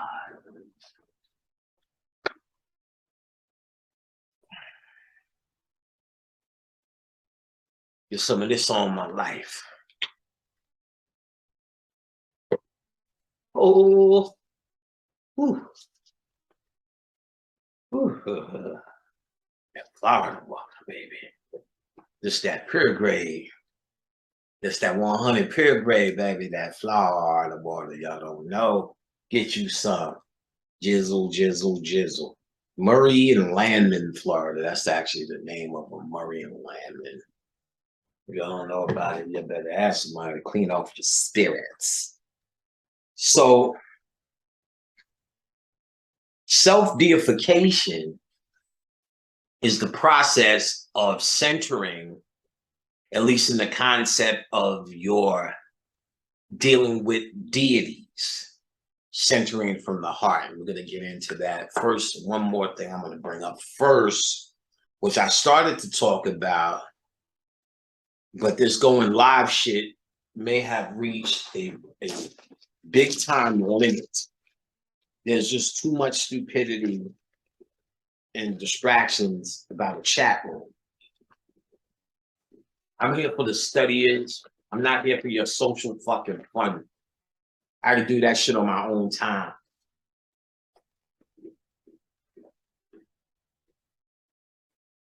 If I'm speaking on the subject, I expect you to take the subject seriously.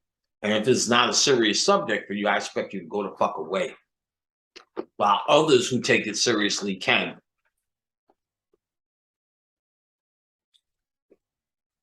I don't want to say don't eat potato chips.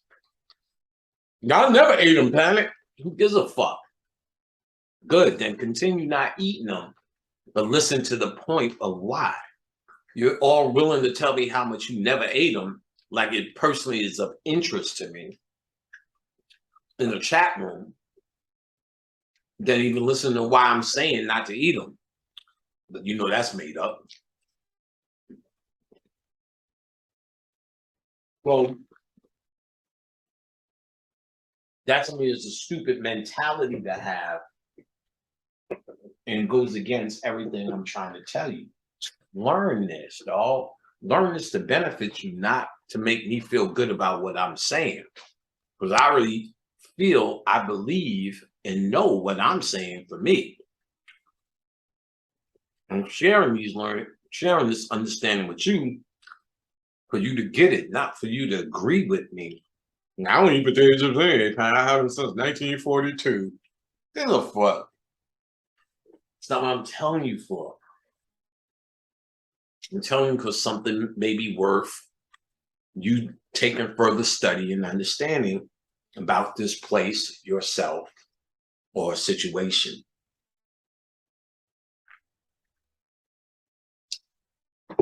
So one of the things I started talking about was, which we don't pay enough attention to, as the mighty, mighty surveillance tool that it has become, which is gaming. So let's start from the early games, arcade games. I don't know if there was much detail in maybe some games, but it may be really hard to gauge what type of societal mentality, I don't know, or what type of data. Let's look at it that way. What could you collect from arcades in the early days? I guess the demographics, what people are playing, what people spend their money on mostly. So whatever game got the most quarters, I imagine. Clearly pinball machines were to entertain. By the time you get to Pac-Man, Galaga, Space Invaders, Pac-Man was the first video games I remember. Galaga, Centipede, later games like Phoenix, Scramble, I'm an OG, Defender, Joust, Dig Dug, Gauntlet, Rampage. These are games that are here. All the different Pac-Man versions. First Pac-Man, then eventually Miss Pac-Man with more challenging boards. Whether you got then the third phase, or no, maybe fourth phase, Mortal Kombat games. You know, that era, Dungeons and Dragons. So the side-by-side fighter games.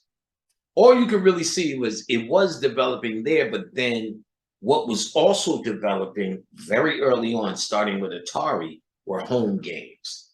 Now, home games, I think, were to surveil. First, you could tell by what people were playing, and it was always a game type, a shoot 'em game, a sports game, something like Pac-Man, you eat, dots, maze games. So Jungle Hunt, Indiana Jones was early, maze games. Zelda, Mario, maze games, figuring out puzzles. So this, I think, was the beginning of surveillance, because to figure out puzzles will give you a climate of how people think. But then how do you collect data? You can't really, I don't know, we weren't on the internet then. There was no internet access, so there was no network for this information to go across. The only thing that could have been happening in the pre-Nintendo days, before this thing went online, and the early PlayStation days, we could only do surveillance, I'm imagining, by what we would buy, what would be popular in the stores. So let's move to where we're on the internet. This is by Xbox Times and what's his name? Surveillance would be going down at this point. Now we're on a network where where information could be transmitted. Sony PlayStation has a network that you signed into. Xbox has a network that you signed into. There was trophies. There was ways that communicated your progress, what you were playing. So we clearly could see what was visible, that they were clocking and documenting the games you play, how long you played them, and your victories in them, how far you went. For instance, I seen the other day that MC Shan has finished 75% of GTA. He's looked up. I said, goddamn nigga, what the fuck, son? I have to text him, look, motherfucker, you ain't doing shit over there. All that car building, nigga.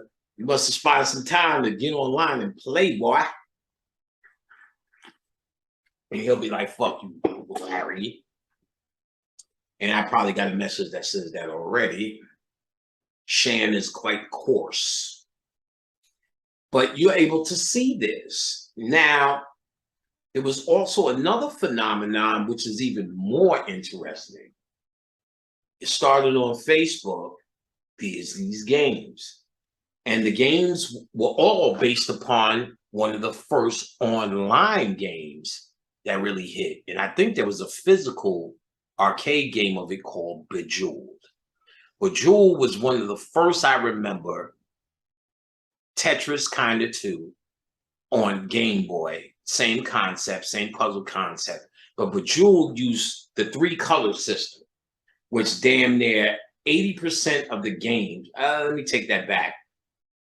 65% of the games are just a matchup game. Match the 3 colors in some sort of context. And the criteria for now buying extra lives, extra treats that help the game go along. There's usually 4 treats. 1 treat gets rid of all the red on the board. Another treat is an explosion as what's in the vicinity. Another treat gets rid of a long line. You press it, then it rubs out that whole line. And another one just matches a missing color. So if you need a blue, and your red is coming up, you can change it to a blue to make it match. But that is stuff that you buy or earn. So as long as you have to buy or earn, and they keep giving you lives that you have to wait for, the first test we can see is how patient you are as an individual. So if I've been playing these games online all my life, or the life of whatever, just because I buy X amount of shit, it'll tell me how patient if I was creating. Now let's say what are they doing this for? They can create a database on my behavior based upon my gameplay. Do I play this game with strategy, or am I really fast? Do I think fast, or do I think slow when I play? Install this shit now. Am I impulsive? How do I strategize? How do I play? Then within the game, I'm playing one called Traffic now. Traffic something.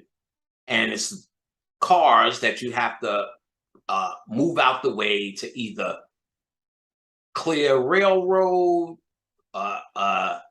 hit certain things for grass to come over an area, or hit certain things to remove snow from an area.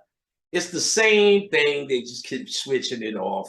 You have to hit a certain area to move the fountain, blah, blah, the same old crap, but it's the same thing, just same 5 or 6 puzzles, just keep reordered in the same way, which means it's telling me certain ones I do better than others. Certain ones, when I see them, I'm like, oh, I'm more looking forward to that. I'm gonna knock that out.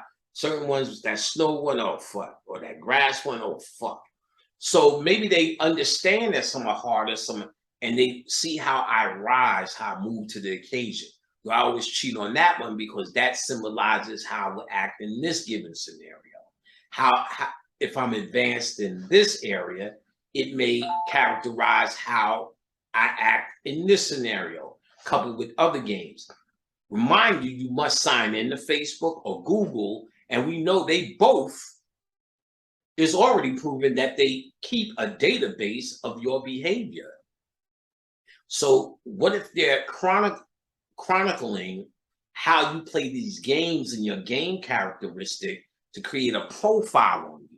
One that they may never use or never need to use, but if they do have it because you played goddamn Candy Crush. 3-pair match, it will tell you everything you need to know about your strategy, how you think, how you act and react, or can possibly act and react based upon them giving you the scenarios through this puzzle, through this game.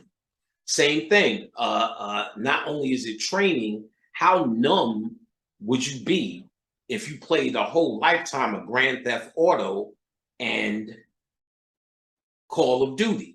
Call of Duty is just a call for those who must go to war. If you need to go to war and then you have to actually kill a live person, but you could see in your scenario, you can't differentiate the two.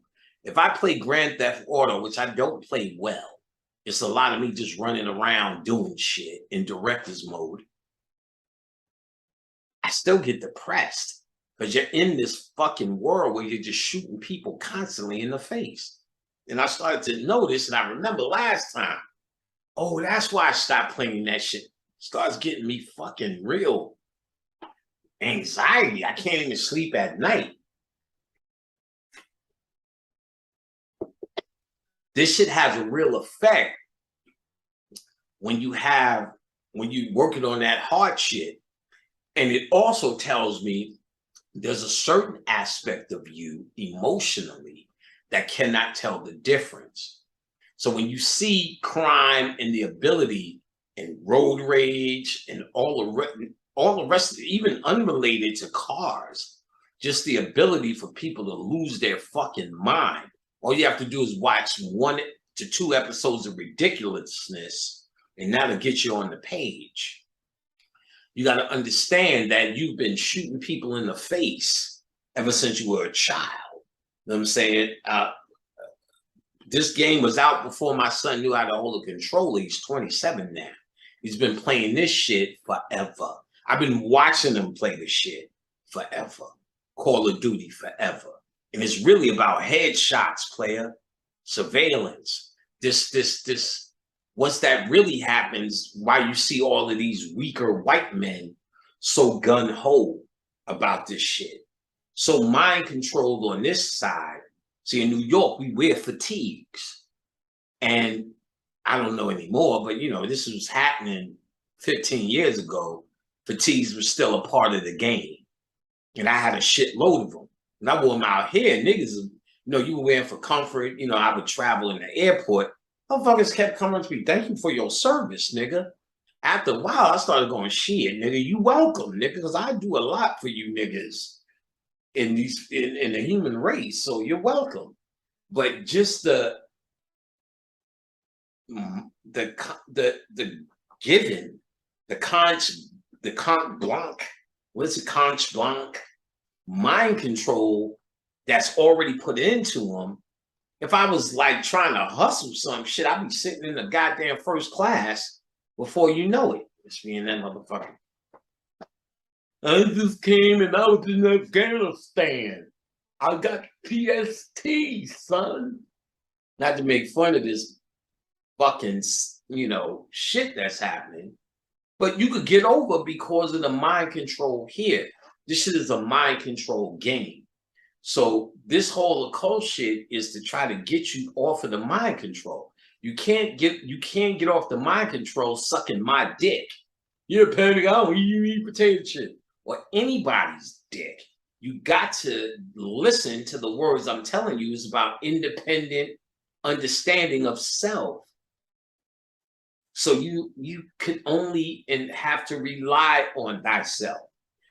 That's why I'm even telling you today, you can't even rely on the history that you even were told were yours. And Harry Tubman, that ancestor. But if we want to be absolute, this is for the free thinkers. The niggas who are stuck, no.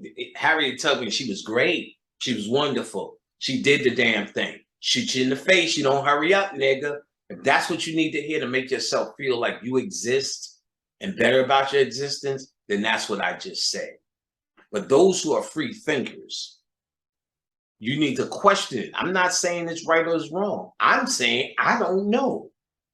I've never seen her. I've seen only what I've been told. And let's be quite honest, you're being told by some motherfucking either idiots or monsters. But you don't have to stand on Harriet Tubman to exist, boy. You don't have to stand on Nat Turner to exist. You don't have to stand on any of them to exist. What exists in you will shine if you're your best existence. So if they did exist as an ancestor, they will shine through you by you just being a better you. But without you having to use whatever name they gave you to use for self-esteem. Because if there is a Harriet Tubman, then you have to acknowledge there at least had to be at least many others that we do not know the name of, that you do not use to stand up, but I guarantee you they are behind you if you are something worthy of standing behind. And that's my main goal. That's what I've always initiated and tried to promote in others. Be something that anyone would stand behind as a standalone entity. You don't need to stand on their backs. If you stand up straight, you will automatically be on their backs. And you don't need to have their names. This is not an ego thing. They raise you up because you came to do it, but only if you do it.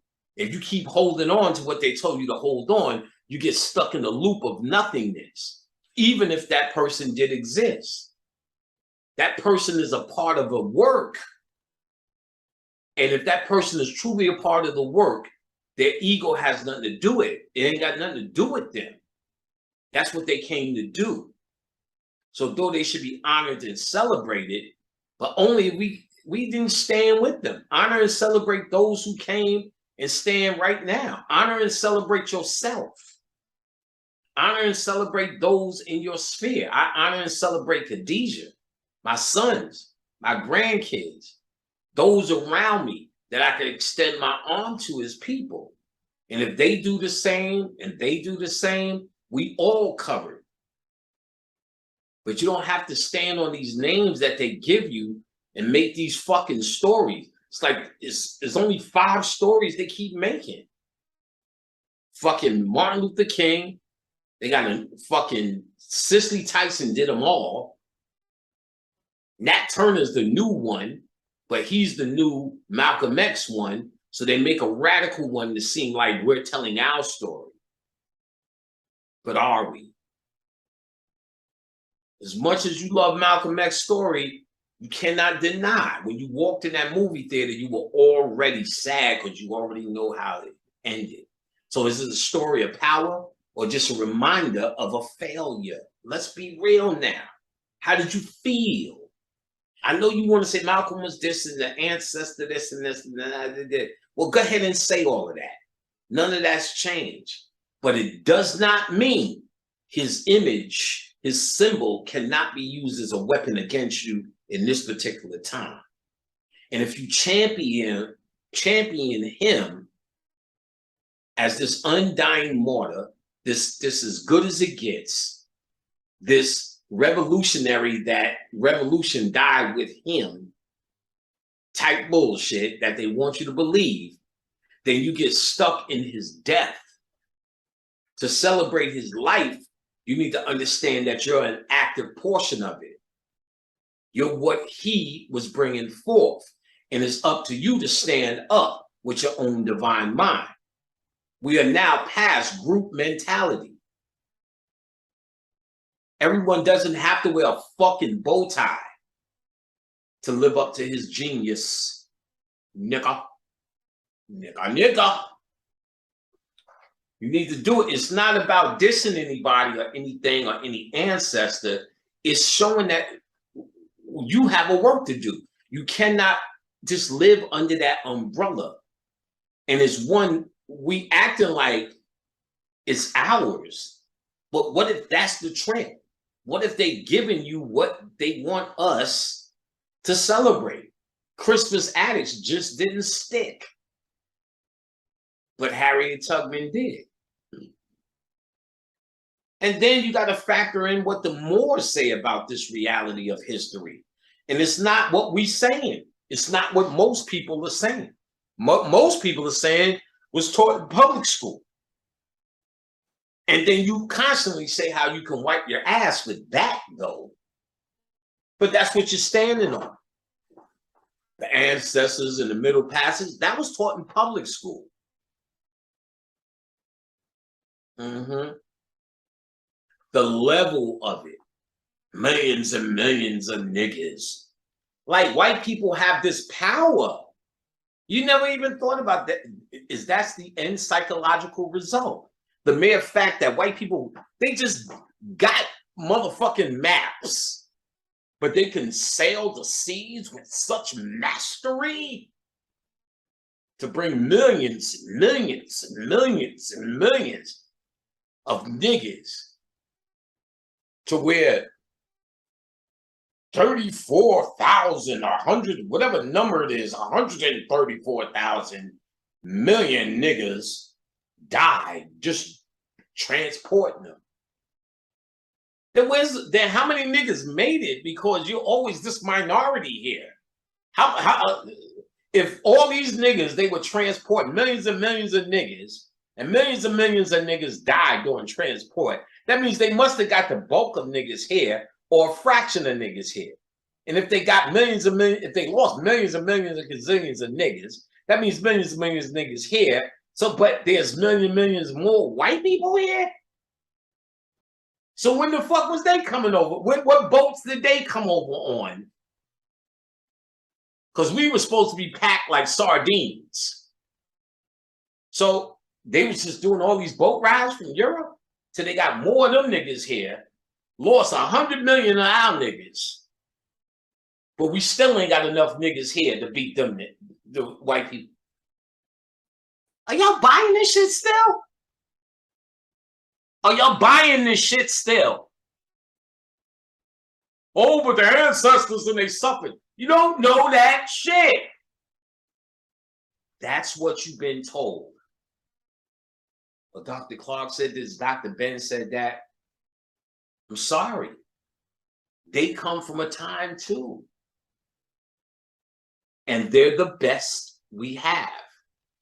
But the occultist thinks different. The occultist is not a historian. We factor in history, but at a certain point, you were not there. You go on the best facts, and you can trust Dr. Ben and Dr. Clark for doing the best research possible. Absolutely. But you have to take it for what it's worth. See, me personally, though I factor all that in, and I know their sincerest effort and their heart was there, occult science teaches you a little bit more to question. And see, people don't want to do that. These men have absolutely changed our reality, and it should, because they brought more back to our true history than ever. But you got to remember, they're working with sketchy shit as well. They unsketchied a lot of shit. No doubt. No doubt. But history cannot be absolute law unless you were there and you witnessed it. So you go with the best things you can see now and the logic. And remember, you're still using logic to deduce this must exist because these things took place. So, of course, Dr. Ben, Dr. Clark, Dr. Sertima, and the whole laundry list of folks have done that work. These were scholars. Now, when you get to the occult, that's not what you stand on. You stand on that which you can control in this moment with your mind. Simple as that. It's a different way of thinking. So most people are trying to use their scholarly, historical, logical approach to occult science. You're not coming from up here with occult science. You're trying to hear and hit what happens here and become here. You're trying to line up the mental alchemy with what's happening here in your knowing. Your mental alchemy would tell you something different. Nat Turner was an ancestor. Harriet Tubman did so much for the people and the people and the babies. Maybe. But when you stand on your own mind is the only way you can actually experience the power of Harriet Tubman. If you stand in her mind, then you're a fucking follower, and she's not here to even follow that. The Underground Railroad isn't here to follow that. But what she's done was to bring you to another level. So if you exist in the now, in that level, you do honor to that ancestor or even that made up ancestor, which still works. Jesus doesn't exist until they made him up, but guarantee you it works. Go and tell a Christian, fuck Jesus, and see what happens on that day. You understand? So that made up shit works because you make it real. That's how your mind works. So you got to understand, what do they want to make real for you if they're making it up? These stories slip out. Okay. Let's say Nat Turner was a story that did slip out. Look what they did to it in the movie. Shit, look what they did to that last Harriet Tubman movie. What's the point? These motherfuckers are like Marvel cartoon characters now. They don't hit you here. They're like, oh yeah, that's what they were talking about all these years when they talk about Harriet Tubman. That's what they were talking about all these years when they talk about Nat Turner. And then they put scandal around the actual actor. He had a rape charge in college that was dropped, never did it, or whatever the story was. They brought all that back up. So you have one level of people who don't understand, just like niggas don't understand, who's probably really giving it resistance because they think it's a real black story. Then there's an upper escalance of motherfuckers who understand occult knowledge, who, if this story is fake, see profit and understand it by keeping you following the Messiah that cannot do nothing for you today. If he existed, he was the Messiah of that time. He was a Messiah of that time. And he only did what he did to bring you forth into the next level. So by dwelling on him and Harriet Tubman is not the next level. It's a celebration of the ego. Look how bad he was. Look how defiant he was. Because you want to be defiant now as you work at your fucking desk. So you look at them as heroes because you can't see any way for you to be a fucking hero right now. You see, the occult makes you not necessarily be a hero or a champion for the people, but a hero to yourself and those in your surrounding by the miraculous shift in your reality that you spin. And you can't spin or shift the reality feeding off the same cookie cutter stories, whether they were in your favor or against your favor. Whether it's the story of John Hawkins, this legendary slaver who still may never existed because they need to make heroes in slavery for themselves too. What if this was your land already? What if you never... See, if this was your land already, imagine a nigga from California to Maine understanding that this is his. Ain't no go back to Africa. They invaded your space. See, they regulated to a few light-skinned Native Americans that they give liquor to. We want our indigenous lands back. But you've heard all your life, every nigga talking about all the Indian tribes that, well, we Cherokee, we Wichita, we Chakaki and we Hachapanaka Ashakawanau, our people. All this Native American shit in everyone's family, but we won't look at the obvious when the Moor says, you were already here. I'm sure they brought some Africans here to see how that went. There was Mandingo fighting. But I think the smallpox blankets were for your ass. The killing of the buffalo was for you. That's coming on. That sounds a little bit more white man-ish. How they would eliminate you. Perpetrate as your friends. Kill off your food supply. Disease you. With just shaking your hand.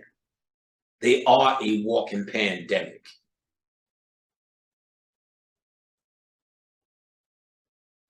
So what if that was you this happened to? And then they supplanted you with a false history, which seems to be real fucking easy, Juneteenth ass niggas. Oh, good, we get another day off. I'm gonna go get me some Papa Crackers, get me a slab, put that saucy Susan on it, inject that with a little Worcestershire sauce, have a nigga come over and watch the game. What else we gonna do on the June 19th to celebrate our freedoms when America gave us free? You got these sellout congressmen, fucking either slaves or niggas who said, fuck these dumbass niggas. I'm just gonna join this shit, whatever it is. Oh no, nigga. No, no, no, no. No, no, no, no, no, no. Ah. So, what do you do? Well, one of the things you could do, well, you can go to Patreon and take this original class. It's still available there on Patreon, or you can take this little nugget with you called self-deification. And again, this is my method from my class given to you right now for free, my people. Self-deification. First thing you know is the act of mental alchemy. And you need something like this, a good book of deities, ghouls, goblins, and such. So this is Encyclopedia of the Spirits, the ultimate guide to the magic of fairies, genies, demons, ghosts, gods, and goddesses by Judica Illes. Judikailles. Thick, looks like this. You've seen it plenty of times. There's another book called Dictionary of Ancient Deities, which is also just as delicious for work like this. And this, of course, is self-deification. So in public school, and this is how I teach it in class, it's a shift of mental alchemy. The way you think about reading deities must shift so it will internalize instead of intellectualize what this is. First, in understanding, this is a list of deity in alphabetical order. Who they are, attributes, colors, anything that will be attributed to random deities all across the world. And as you can see from how thick this book is, there's way more deities than Ogun, Oshun, and the rest of these Obatalas and the same old riffraff that you niggas can't get past, like Nat Turner and the rest of these heroes that you told should be your hero. And if you say anything against them, you're the fucking sellout. See, nobody's fighting with Crispus Attucks, but he's the nigga who's supposed to die first in the Revolutionary War. But everyone wants to fight for Nat Turner. Nobody asks, how come W.E. Du Bois and Frederick Douglass is standing on stage with all these crackers pontificating in a time where they was fucking skinning your ass than burning you with tar so they could sell your ass for a reasonable price. These niggas is on stage giving you the plight of the black man, unless they were put there. This is a grand performance. Your heroes, 9 times out of 10, are probably made up. Crispus Attucks got caught. See, if I say fuck Crispus Attucks, y'all don't remember him, it don't mean nothing. But he was set up to be the first nigga to die in the Revolutionary War, but they started saying that don't sound right. So he didn't get attached to like everybody else. You know what I'm saying? Sojourner Truth. You know, all the rest of these motherfuckers. People you told, and some may be valuable and worth it. But then again, it still should make you who you are. Self-deification is a way to do that. First, understand some of the basics. Deities, which are listed here, are nothing more than descriptions of energies that belong to the black man and black woman in their mind. So that's why this is a form of mental alchemy, to activate that which dwells or sleeps in you. Energies, psychological energies, psychic energies, and frequencies on being. Protection is a frequency, health is a frequency, wealth is a frequency, war is a frequency, love is a frequency, peace is a frequency.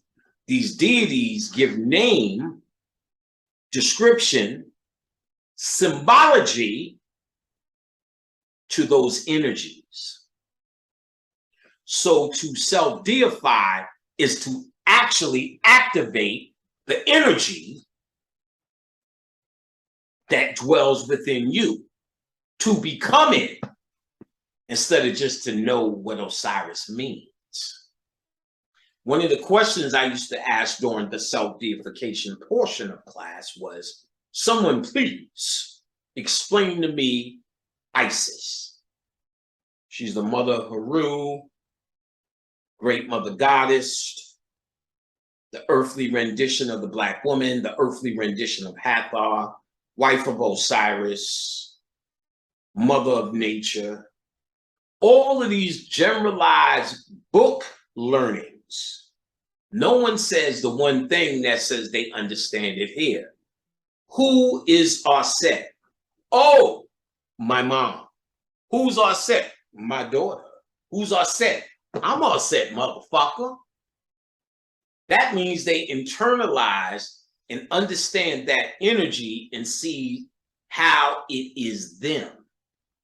Because all of it is descriptions of you. And because you were churchified, you think that these descriptions are something you need to get with.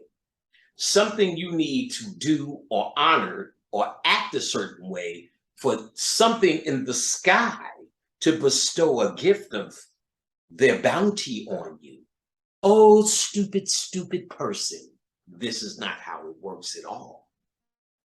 And because you even have this mentality, and this is a losing mentality for the bigger picture of what you are, the truer understanding, you stay at a certain suffering mentality because you're still trying to, the way you see the energy is something you need to partition for help. You don't understand that these things lie dormant in you, made to lie dormant in you, and all you need to do is help yourself, you fucking monkey. Help yourself.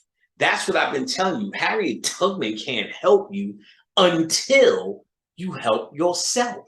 Harriet Tubman, in the best case scenario, even in the made up case scenario, and you see her as a hero, is nothing more than light at this point. And out of darkness comes light.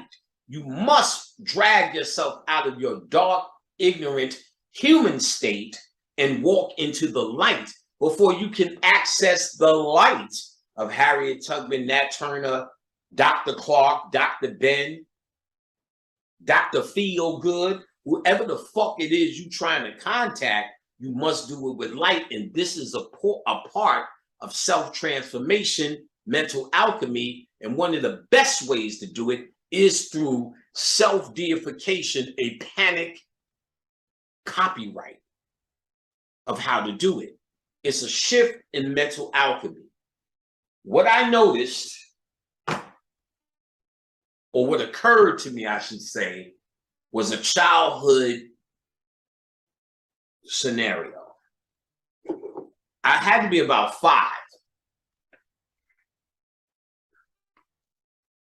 Wow, that Pepsi. There was a company that created a book series, and maybe about 10 stories. But before you got your book, your parents would have to submit names and places. They would take your order, apply it to one of their books. When you got one of the stories, whichever one your mother picked, it would have names and places you knew and you were familiar with. I knew and I was familiar with. It had, she used my boy Dane, his brother Leon, who's my god brother, their sister Jackie, my sister, my other nigga Bubbles, who lived in the next building, maybe 2 other people, places we knew, the candy store, Queensbridge, and all this shit. When my mother got this book and read this story, I was blown the fuck away. In my small mind, I wasn't using logic, of course. My logic at age 5 hasn't developed past, can I get an extra cookie, Mom? So the only thing I could do as a kid, which is the most valuable thing you have to re-educate yourself in as you grow up, was imaginate and visualize. When I heard this book about me, my friends, and places I knew, that this was my story. In fact, it didn't take much, because I didn't know much of logic, to counteract it with my own ego. It's not true. I never did that. I must have. It's got all my friends' names in it. Places I knew. I believed that this was my story. I believed. Hold on, let me get Khadijah to baste the chicken. 1 second, guy. I believed it was my story. We'll remember that.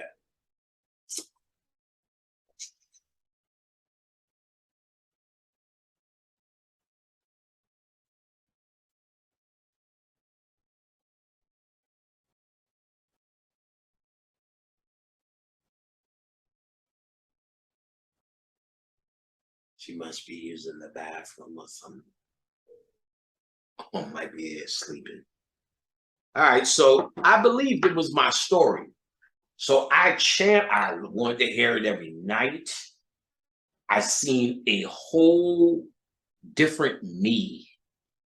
I thought, whatever the story was, I thought I was that fucking guy. I thought I was the hero, because of course he's the hero of the story. I thought I solved this problem. It was a fucking adventure that I thought my mother was telling me from my memory. In my young mind, this goddamn book was probably the most important piece of work that has come to my attention at age 5. So I am telling every friend, you remember we did this shit, nigga? Till I went to Bubbles' house, who was in the book. Bubbles said, nigga, knock that shit off, and pulled out his book and showed me the same goddamn story with different names. And this son of a bitch didn't even use my name in his fucking book. And my mother used his. And then I never wanted to see the shit again. So thinking about that story, what happened? When I thought that the story was about me, it took on a whole different reality. I absorbed it here and became a part of that story. When she would read books like Dr. Seuss' Circus McGurkus, The Cat in the Hat, Who Hopped on Pop, I at least knew she was reading me a entertaining story, and when my eyes closed, the story ended it until the book opened again. This story, I believed it was an adventure that I went on, and I was kind of changed forever after knowing, well, until Bubbles ended my shit.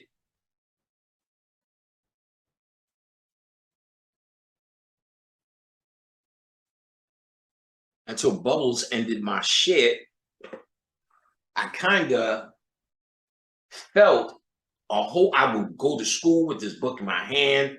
I would open it up to show people I was famous. It was insane. I became that story.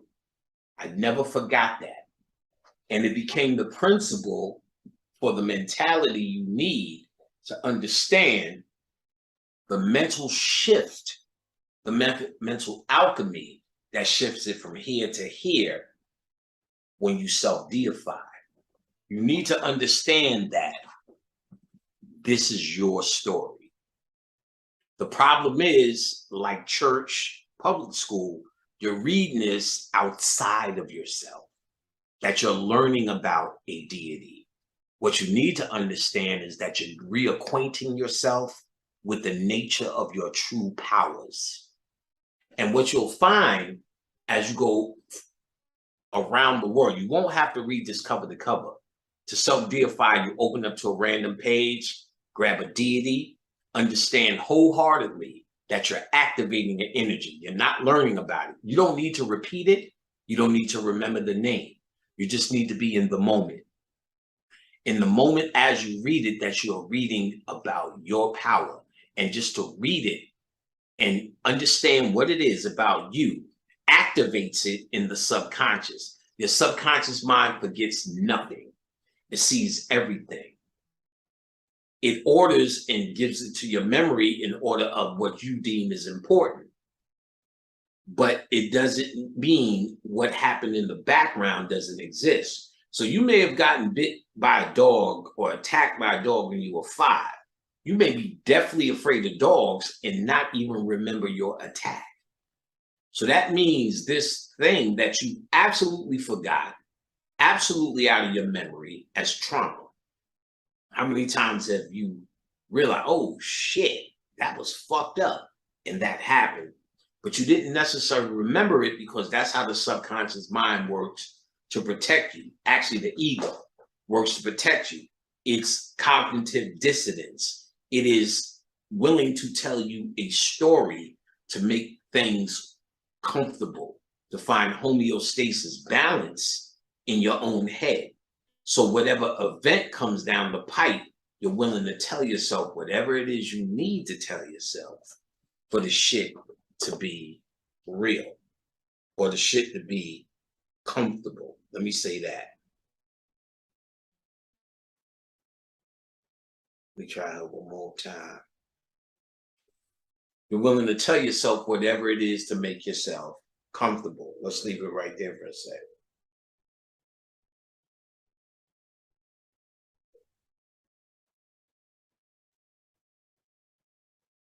Love to chill, love to chill, love to chill. Is you is or is you ain't my baby? Baby, baby, baby, baby, please. Is you is. All right.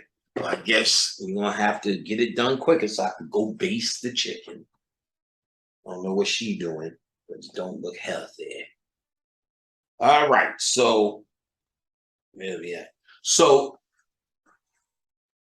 it occurred to me, if I can, knowing at least that I have to find a method or a mental way of absorbing these deities in the subconscious, in the heart, without having to study this whole goddamn book. And it was revealed, I remembered that childhood story that had a whole different effect on me than all the other stories. What was it about that I can recreate to create that same effect when I read this? And that's how I knew if I can create that same effect, that would be the method to self-deification. So if I did understand that all of these were descriptions of me, and then I remembered, oh Lord, you know it's real. Then I remembered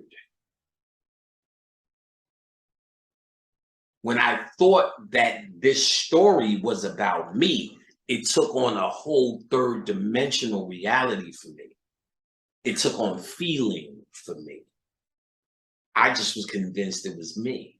And in a young age, there was nothing that told me different. So now that I'm in an old age and things tend to tell me different, not being as hard for me because I didn't go through a whole church program as most have. So now it's even harder for you to believe this is you because you've been under a mind control training that everything you need is something outside of you that you must partition, you must pray to, you must ask, you must beg, you must behave, you must do things. So Oshun, you must behave a certain way. You ask Oshun. Fucking 80% of the dreams people have of Oshun, they tell me she allowed me to brush her hair. If you understand that this stuff is trying to describe you, Oshun is not love between a man and a woman. That's a result. Oshun is about self-love. This is a deity about you and her and how you love yourself. Even white people tell you, you can't find anyone to love you until you love yourself. Oshun is about self-love. It's about people who are lacking in self-love and that this is in you. The methodology for dealing with Oshun is how you ritualize, how you act out the story the same story that I was willing to accept at 5 is nothing more than a mythology that I was Osiris, I was Haru, I was Oshun, I was Ogun, I was Yin and Ya. I was any of the energies in that story or in that mythology, and there was nothing that says I wasn't in my young age. Again, you have things that tell you you're not this in your old age based upon just common sense mind control, logical mind control, and then the actual mind control of Christianity puts all of this shit outside of your sphere.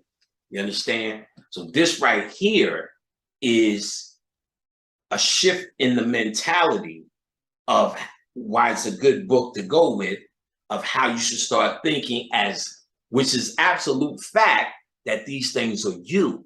So when I started reading it from the perspective, male or female, there's a masculine and feminine energy in you. These are ways to access and activate those docile sleeping powers of the God force in you. There's peace in my home. There's war where I needed to wage war. There's financial prosperity, spiritual prosperity, which is what Lakshmi really does. Most people think Lakshmi is about money. No, it's about spiritual prosperity. And if that's in order, money and all the rest of that follows you. I.e., if you love yourself, then after self-love, then you can extend that to others.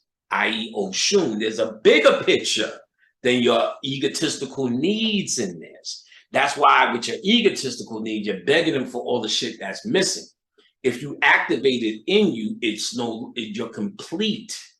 These are things in your mind that magnetize the mental alchemy that's been so clouded with your ego, that has been bogged down with your superstition, with your stupid likes and hit fucking saving the people mentality, You're missing the main point to activate what is your power, which is described for you through the descriptions of the deity, which you now ask for help instead of becoming it to help yourself. You lazy, no account nigger. Yes, I mean you. Deep light guy, you. You're not doing shit until you activate that which has been described by the ones who came before you as your true power structure. You don't need any history for this. You don't need to rely on anybody for this. You have a clear description of who and what sits in you, and that's all you need to know. You read it from the perspective of it's your story. You're not reading about Oshun. You're activating that which dwells in you, which we call Oshun, which is feminine by nature. Nothing to do with a vagina, nothing to do with a penis. Masculine and feminine energies that you must raise up and balance. The ones you choose to use are what you can configure as your power base. These are all formulas for healing, for the correct state of mind, for anxiety attack, for confidence, for self-empowerment, self-fulfillment. The list goes on. You see how thick that list could be. Self-deification. Brother Panic copyright. It's from class 1. And I've been teaching it for the last 10 years. Here it is. For you for free. The secret science to self-deification is a shift in mental alchemy to understanding this is not a learning experience, an activation experience. You heard? Not a learning book, an activation book. See, my mother activated me when she told me that story. I walked around like I was fucking Benjamin goddamn Banneker with that goddamn book under my hand. Nigga, you ain't heard about me, nigga? Here you go. And I could do the same thing today. Let's see where we land. Hades. Bro, this is going to be a long one. That chicken may burn, baby. Let's give Khadijah one more call. Tell her. See what we can do. See, we get that chicken going. Otherwise, I'm going to have to go upstairs on you. Let's see. We're going to have to go to Hades, baby.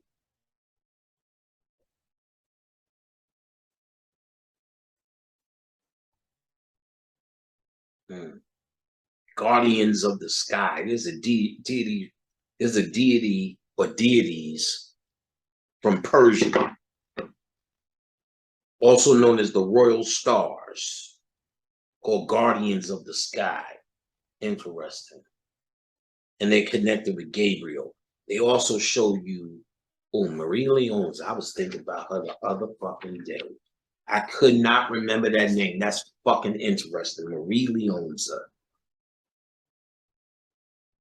Guadalcanapuro. This is Venezuela. We should do her. Let's see how long Hades is. We could do Hades. All right, so Hades is the page we turn to. So instead of reading this as if I was going to read and study Hades so I can repeat what I've learned. This isn't about repeating.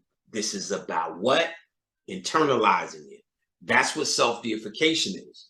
Knowing that I'm not reading about Hades, I'm activating what Hades means by its description.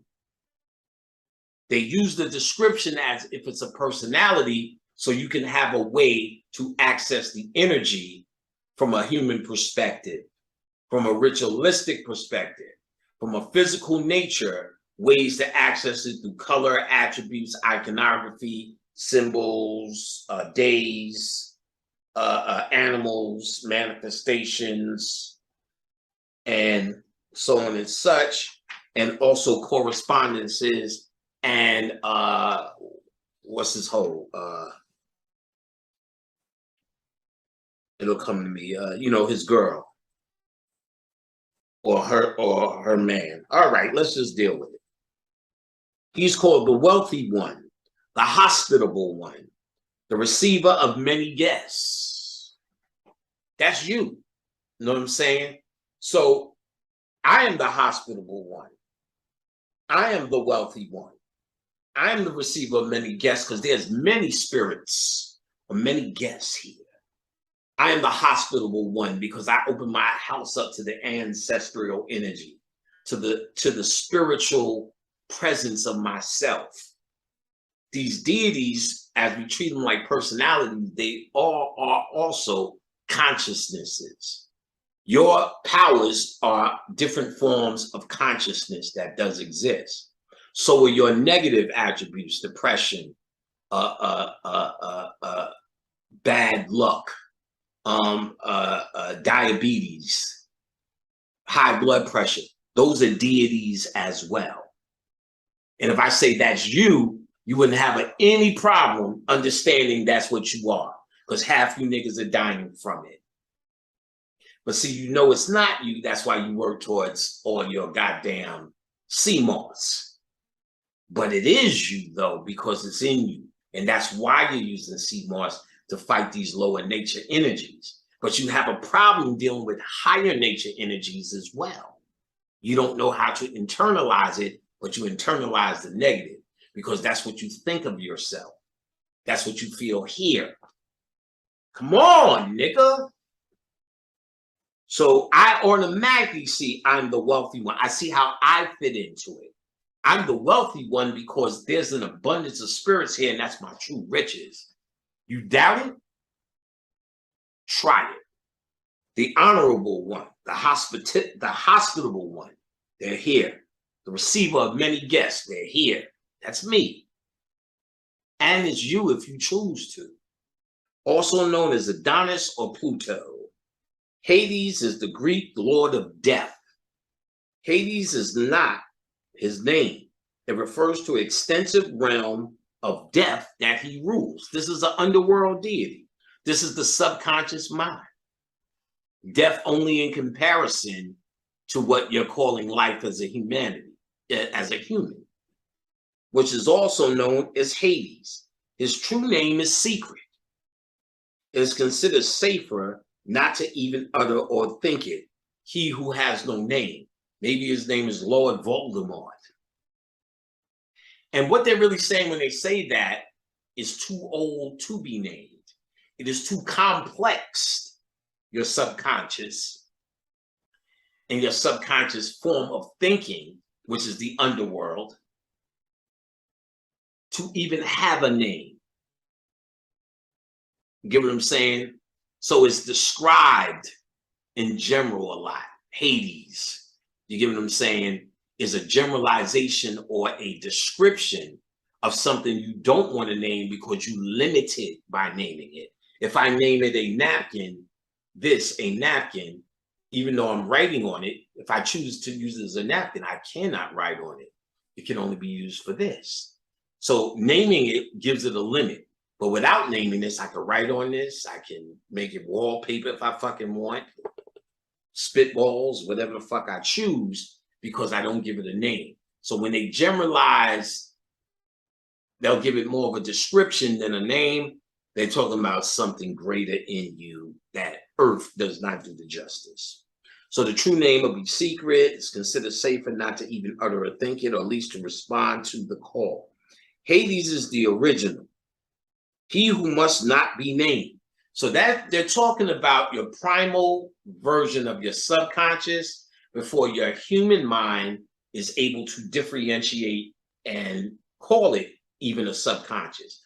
We call our subconscious from its perspective, from the concept of our ego. Oh, we classify that so we can have a way to deal with it, and our unconscious a way to deal with it, and our conscious So we have a way to deal with it. So we need to classify these things here. So when they start talking about before classification, they're talking about before these things have a human way of being sorted out. You understand? This is that old or that ancient. It exists, but your subconscious exists before there was a humanity. Your ego did not. Your ego was born with humanity. That's a younger version and a dumb version that's being cultivated down here for doing the alchemy. Your subconscious is that which is older, that which cannot be named. He who has no name, Voldemort. He also the one who must not be seen. Not only did people not articulate his true name, instead of referring to him by his euphemisms, they tried to avoid looking at him too. Same kind of thing. When addressing Hades or giving him an offering, it's traditional to avert one's eyes. They're trying to tell you, and I told you in How to Die and Not Come Back, these are considered the lying eyes of Set. How you know they're lying? Every image we see, it turns it upside down, and then your brain reconfigures it to see it as you see it. This is the world they call of the upside down. So to see our subconscious mind in this upside down world, we really truly cannot see it. We cannot look at it. We can only conceptualize. That's why we input with symbols, trauma, and repetition, and it takes a while for these things to hit. Trauma is the fastest, actually. These things to hit and to manifest, because it is not it takes, because you're not looking at it, you're not addressing it directly. You're addressing the concept of how it works. Therefore, you just keep feeding it until it takes it. But you're not saying subconscious mind change the same way you go with your ego. I'm going to Walmart. I don't want to go to Walmart. You don't need to do any repetition or any meditation. Maybe think a little bit, should I go? Should I go? No, you can make that decision. But to make the decision to be rich, to make the decision to change your job, trauma, repetition, and you see somebody get shot up at the job, you're not working there no more. Trauma instant. And that's the fastest, but to change your job for the better. And seeing someone get shot at the job doesn't mean you're going to change it for the better. It just means you're not going to go to that location. But to change it for the better, repetition and symbols and all other mantras and all other shit that you do, recommended. Eye contact, definitely not recommended, meaning this is a lie, you can't see it. Hades was traditionally honored during funerary rituals, but as befitting a deity whose name people were afraid to utter, Hades was not otherwise often invoked. So he was not often invoked. He is, however, a spirit of justice and traditionally requested to avenge crimes against the dead or the deceased, especially dishonor or defamation. So Hades is what we would use to honor those who came before us. So to self-deify and understand that you are Hades, and this is your subconscious mind that they're describing, you're activating this energy, and to truly honor the ancestors, here's a trick. Here's a name for honoring the ancestors, or a concept of the name called Hades. So to deal with Hades, to deal with the statue, the picture, the candle, or a candle that you dedicate to him, something on the altar, to work with the energy is to work with the energy within thyself. Therefore, to truly, as they say, honor the ancestors. He is, however, a spirit of justice. So what is justice? Mayat, or balance. This is where your mind balances. That's why Hades, like Set, Hades is Set. Hades is the devil, the king of, or Osiris, the king of the underworld. Because mind you, there used to be Set worship. In later days, in the dynastic time, From Set, they took the attributes from Set, made Anubis, Tahuti, and Osiris. Those three later day deities are an attribute of what used to be worshipped as Set or Hades, the underground or the subconscious mind. Later, as we got dumber, you had to make more concepts within this world. Guidance, wisdom, and the subconscious itself, which is Osiris. So Set, together with Tahuti, which became separate as Osiris and Tahuti, but Set as together in Tahuti, Set is married to Thought. Thoth is thought. And he's married to Mayat. The balanced thought is justice. Justice in your thought is the marriage of Mayat or Tahuti, in this case, Hades, which is just another version of Tahuti, Osiris, and Anubis. Follow me now. Hades is, however, the spirit of justice and was traditionally requested to avenge against crimes against the deceased. So each time they dishonor your ancestors, if you self-deify like I did with Hades, you'll know what to do, say, and how to react, because that energy is now up. It is you. So you don't have to ask Hades what to do because they're doing this. It's doing it. It's saying it. It's the moment. It's the aha. Oh, nigga, I know what to do. Because they're naturally dishonoring the ancestors by doing such and such.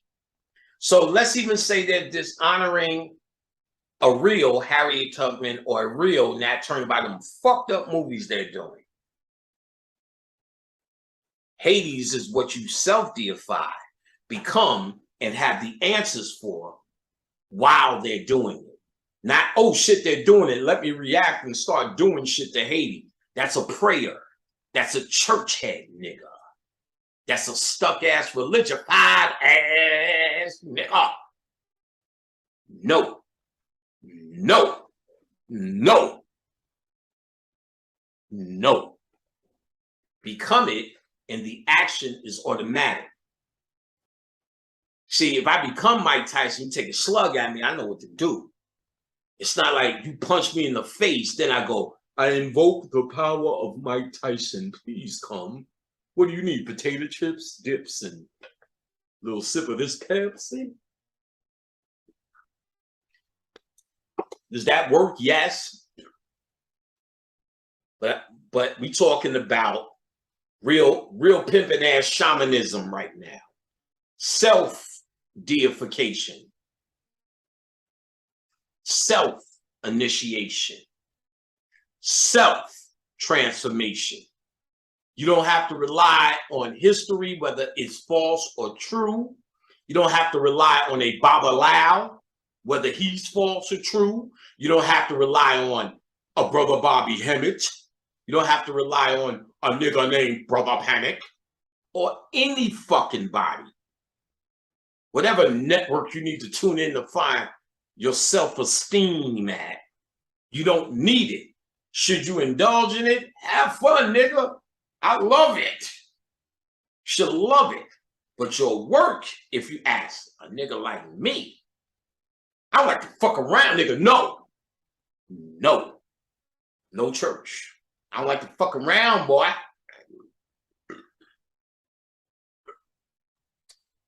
And not fucking around, I found through my work, even before I was teaching this class, this science of self-deification. This is all shit I was doing on my own. I didn't develop this to tell your monkey ass. I developed it for my well-being, and it served and serves well. So I've been teaching it for 10 years, and I always teach it like, truthfully, this is your firsthand communication directly with a whole fucking map. And this is just one book. There's Dictionary of Demons, Dictionary of Fallen Angels, Encyclopedia of Demons, Encyclopedia of Fallen Angels, Encyclopedia of this, Dictionary of that, Dictionary of Wayward Spirits, blah, blah, blah. Anything that says Dictionary of Encyclopedia, you can't go wrong. Boom. This particular one by Judica Ilks, I like a lot. I like a lot because of how it goes through, and we'll see here. He can be requested to punish murderers too. Donald Trump is a murderer. What he does gets people killed. Nigga just ran up in the FBI building because of Donald Trump. He dead. Another nigga just blew his shit up. Donald Trump, he dead. They want to do it anyway. He's just their excuse. You understand what I'm saying? These, as I'm pointing out, and the whole point is what's in their heart. So Donald Trump becomes the logical reason for them to play out what's in their heart. The problem is you have nothing in your heart but what they put in there about fucking what they told you you should fight for. Lunch counters, Malcolm X, Marcus Garvey, fucking Sojourner Truth. And maybe you should, but if that's all you got to remember this is still suspect because it is manufactured for you. At the very least, it should hold some extent of suspect. But you should feel better and rest assured. No, you should feel better and rest assured that there's a way for you to take control of that which is in your heart. And I'm telling you right now, this was a part of my class curriculum. This works and it's powerful. You have to shift your perspective. You're not trying to learn this to repeat. You're trying to do your best to see you standing as Hades, nigga. I am Hades, nigga. It's getting hot in here. It's getting hot in here. Only thing Hades don't wear is that dumbass script Nelly chain. But it's still hot in here. In here. Hades fears no one. Think about that. Absorb that here. If you are Hades, Hades fears no one. Panic a little bit scared of that GMO, dog. You never know what it might do to your liver. That's what all your teachers told you, right? And it ain't got nothing to do with them being wrong. But if I'm Hades, there's a non-fear when Trump is up and Obama's up and they saying that shit and they telling you all this. Yeah, nigga, I just don't feel as scared as they want me to. Because I activated something in my heart that says it don't add up to fear for me. I am Hades, nigga. They showed me how to turn that off. These are formulas. No. Hades fears no one. All will ultimately bow before him. All will ultimately bow before him or you. No. No church. That is telling, nigga, be that. The win is in the bag, son of a bitch. All will eventually bow before that which is you, nigga. Fuck you playing around for, boy? Get in this, boy. Self-deification, boy. A panic copyright. All will ultimately bow before him. Thus he is invoked against perpetrators perceived as otherwise above the law. Dictators, mob bosses, drug lords, fear nigga. All this Donald Trump grief of him trying to be a dictator and above the law, here's the formula or the name you can deal with to beat that energy. Donald Trump means nothing. He's only symbolic of an energy. That's why he has people rally behind him.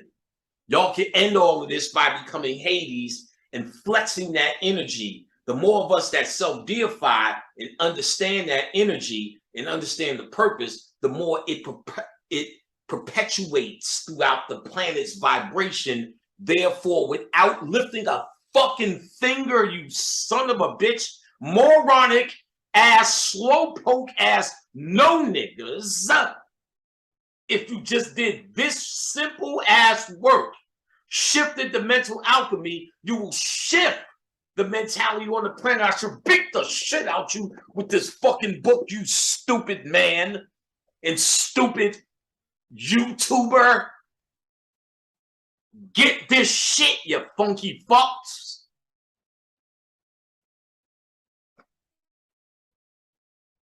All we need to do is change the fucking planet, they're saying. Hades is a spirit of last resort. That means if you don't think we in the day, if you don't think the time is now, time to get it, stupid, stupid. And Pele is, now that we're mentioning it, he is petitioned by those experiencing maximum rage, despair, or grief. Those who don't care whether they live or die, and hence not afraid to summon the death Lord. Are you ready, nigga? Or do you want to sit around and still watch the next Harriet Tubman rendition movie? The next idea of the Underground Railroad, where not only are there railroad stations, there are bus depots as well. And you can get a plane ticket to the north in the freedom land. How far do you want to go with it? Or do you understand that you're in a place now experiencing maximum rage, despair, or grief? And if you ain't doing it, you need to see these white kids because they running up in schools doing it. Or even if that shit is MK Ultra and they're made to do it, the pitch that those who are in control of this fucking scenario here are doing are trying to create this level. Therefore, your ass should be on that page at least. Hades is that page. Self-deification is the method. Just told you how, monkey. It's you. I am there, nigga. And I am this, nigga. I am Hades, boy. You can call me Brother Panic, motherfucker. Tip your hat. And don't think I won't tip mine to yours, you son of a bitch. It ain't about ego. It's about stepping up or getting fucked up. Bye for man. The most famous myth involving Hades concerns the abduction of Persephone. She is traditionally venerated alongside him and is considered a mollifying influence of her husband. If you fear you have offended him, invoke Persephone to aid and calm him down. So the feminine energy somehow calms him down. I forgot the story and I used to break this down. Maybe we'll get a little bit more on Persephone, but it's this trap form of your consciousness. You always hear this trapped woman. It later became the fairy tale of her trapped in this tower, Cinderella or Sleeping Beauty. So it's the feminine part of your subconscious that kind of can be rescued, need to be rescued, or is just addressed, because if you hear about the subconscious, you'll hear about it as a masculine thing because of the way it dispenses. It usually dispenses in action and reaction to logic, and it actually does act and react, which we miss all the time, to emotion as well. Your subconscious mind reacts to emotion. That's what the trauma would be. A trauma is an emotional action, so that would be a part of the feminine or the Persephone or the trap goddess you can look at, that is always trying to be released, because once it reigns supreme, it's almost like it's this. Osiris is that same god in the underworld, but you see the active portion becomes Isis. So she's trapped in there until she becomes the active portion.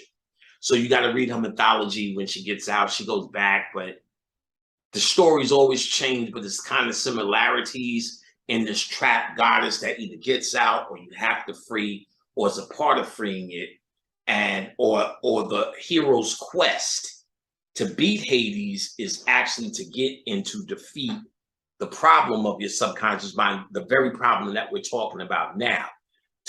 So when you hear that you're fighting Hades or you're going in the underworld to retrieve, which you've seen in those Perseus movies, they're dealing with Hades going in the underworld to retrieve it, is really them going in their own subconscious mind in the underworld, and them who they save, them who they, it's a part of aspects of your consciousness that she represents. All right. Hades, which you could go into a whole nother thing about it. I'm trying to give it a short thing. Hades is a oracular spirit. I never heard of it. Auricular spirit, lord of necromancy, the dead. Any sort of divination involving receiving information from the dead, including seances and Ouija boards. Now, ain't that what you're trying to do constantly? Talk to the ancestors. So instead of trying to talk to the ancestors, you become Hades, you self-deify, you convince your subconscious that is you, the same way this book was easily able to convince me that it was me that they were writing about.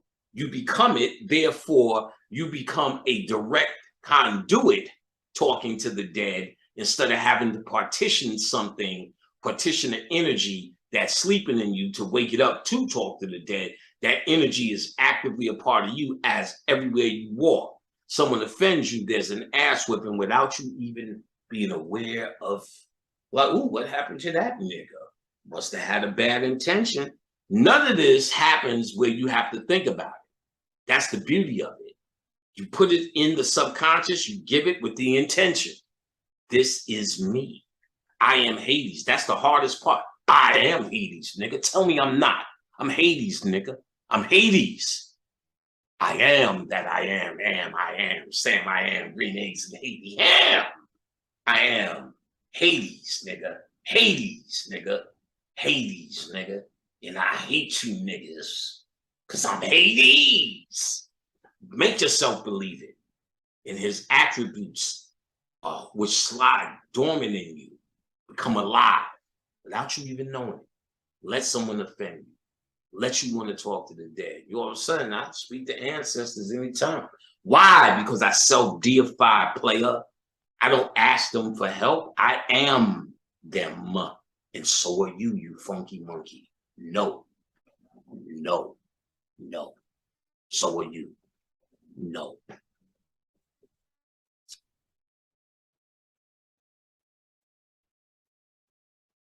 So seance or Ouija boards is under his domain.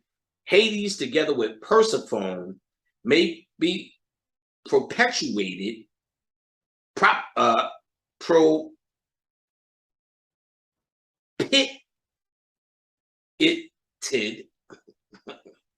I don't know what prohibited means.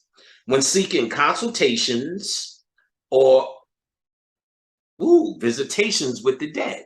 So for consultations, which me and Khadijah do joint consultations, it's laying it out. We are these people already. So our joint consultations are fucking fire, because we deal with the energies by name. We don't have to get good at consultations. We activate that which is what we know. We have access to all of it, and we have the names and descriptions of all that we are in books like these, you funky monkeys. No, get your ass together. There's no excuse. So together with his bitch, consultations with the dead, Hades potentially controls dreams sent by the dead. So any ancestors' communication that's under the realm of Hades, activate this energy. Look at all the benefits by giving this energy its proper dues in your transformation through self-deification, by accepting it as a knowing of you instead of an intellectual pursuit as you were trained to in public school. Oh, you're going to get it today, you old funky folks. If you seek such dreams, he can arrange to have them sent. If you suffer such dreams, he can make them stop. For all you niggas who can't control your liquors. When Circle gave Odysseus directions to the house of Hades in Homer's Odyssey, she wasn't being metaphoric. House of Hades refers to the realm of the dead, but also to a necromantion, a type of oracle house. Once has been on earth near Parga, the northwestern Greece, at the confluence of the Archon of the Codis River, pretty much where Circle told Odysseus it would be, incorporated into a shrine dedicated to Hades and Persephone. Priests serving the oracle lived on the site. The word I couldn't think of before was consort. So they'll tell you the deity and his consort, which in this case is Persephone. The shrine also contained a room for travelers to be housed. Pilgrims stayed for days performing ritual purification, following a strict diet of incorporated lupine seeds, the type of fava bean that can be theoretically induced for visions. In addition, archaeologists have unearthed large quantities of dehydrated hashish. So it was a place physically where you would go in Greece, get high and do that work, do some subconscious work. So it is where you would physically do things to the subconscious mind under the banner of these same names and same mythology and characteristics. It's nothing more than the ritualization of what I'm talking about, self-deification. And in this case, what they were acting out was realization through ritual practice. Pilgrims descended into the labyrinth, passageways via iron-bound door until reaching the portal where conversations with the dead were allegedly possible. For example, Tyrant of Corinthian sent a delegation to ask the dead wife where she hid the treasure. The shrine was existed for at least earlier BC, and the Romans for savage reason, blah, blah, blah, blah, blah, blah, repeatedly with slaves. The oracle's house was destroyed. The site is inhabited. Once 200 years to the 18th century, blah, blah, blah, blah, blah, blah, you get it. So that's the physical things they got out of it, but we're more interested in self-deification unless y'all niggas want to go there and do the work. So it'll tell you things like his manifestation. A large man with a curly black beard. You can get that as a symbol, put it on the altar picture and do the work. Attributes, a helmet that confers invisibility. You could buy you a nice helmet from Party City, something that you like, and it becomes your Hades helmet, or look and see what a Hades helmet looks like. You probably be able to get one or something close to it. And you do meditations with invisibility. Will you be physically invisible? No. But if you keep doing that with the subconscious mind, can't tell the difference. So where you need a cloak where they won't notice you, where you kind of fly under the radar, that kind of thing at work, you don't want to stand out in an office, you don't want to stand whatever you walk into a room, that power is with you when you're doing the meditations because you became invisibility. Just put on the symbol to get your mind there. And you really don't need the helmet. You should be just, you should get to a point where you don't need anything. You just read the description, know it's you, close the book, and you ain't got to remember nothing. The subconscious does, and all you know is you fed it right here because you became emotionally attached to it as well as logically connected to it, understanding the intention. See, I used to break it down like you could have sex, truthfully, for 3 intentions: to have a baby, for fun, or sexual alchemy. So we'll leave sexual alchemy out of it. When you're in public school, you're fucking just for fun. When you're doing the self-deification, you're fucking to have a baby. You're impregnating yourself for a new reality. Attributes, we got familiar.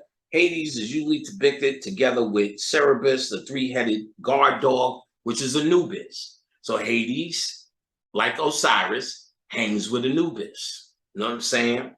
Persephone seems like his mayat or his balance that can calm him down. So that's probably acting as Tahuti, again, the masculine and feminine switching, because what makes Tahuti, they tell me what makes him smart is Sachet, whispers in his ear, his wife is Mayat. So they're telling you, and if you read Oracle of the Illuminati, William Henry, this white man, tells you about how the ancient man looked at the divine feminine as the activating force in the Christ energy. So Vishnu is sleeping until the Mahavadiyas rub his feet, wake him up. Jesus is sleeping until Mary Magdalene washes his feet with her hair, symbolizing her consciousness, waking him up. And Jason in the Technicolor Dreamcoat was a Broadway play. The Technicolor Dreamcoat represents the divine feminine as the cloak, which was also Jason in the Argonauts. The Golden Fleece represented the divine Black woman's consciousness, waking you up, or the divine feminine. There's a book, can't remember the guy's name, The Goddess. It's about, it's all about, I'll get it for you next time, and I've given it out, about Shakti energy. It explains what Shakti as the primal goddess force is. Hades is a primal version of your subconscious. That's why they say he's an earlier version. Shakti, before it became Kundalini, was the primal version of that life force energy. So each goddess is a Shakti for their consort, a life force energy. Persephone is his life force energy, or his Shakti energy, or his balance. So ritual, invoke Hades by falling to the ground and banging on it. Use an open palm, not your fist.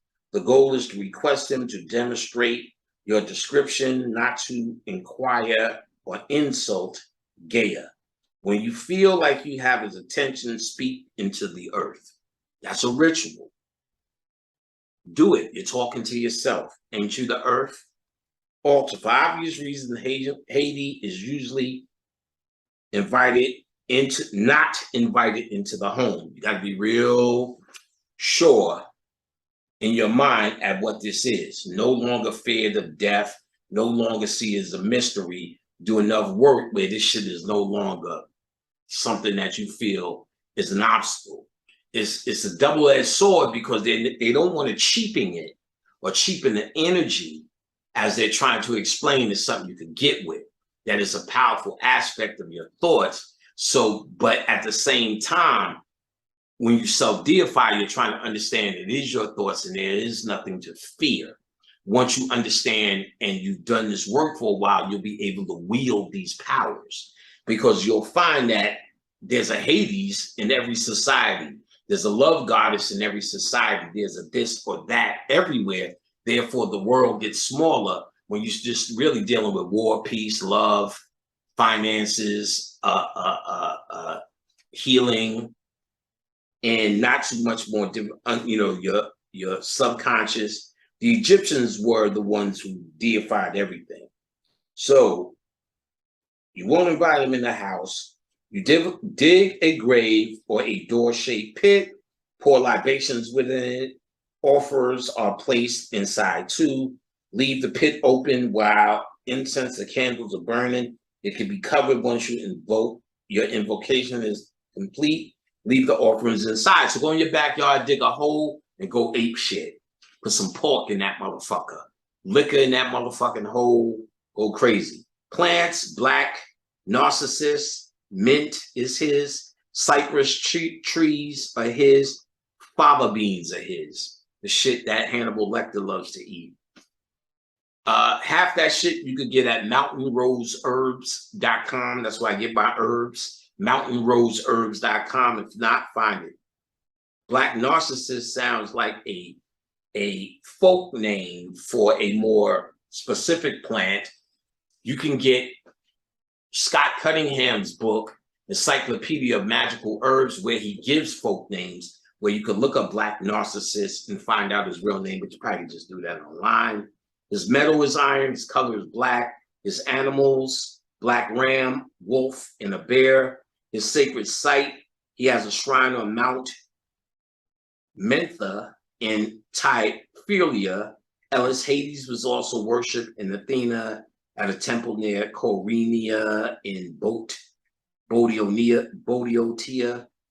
Also see Athena, Charon, Circle, Demeter, Menth, Olympian spirits, Persephone, Thanos. He's also connected with Thanos. Got that ring on, baby.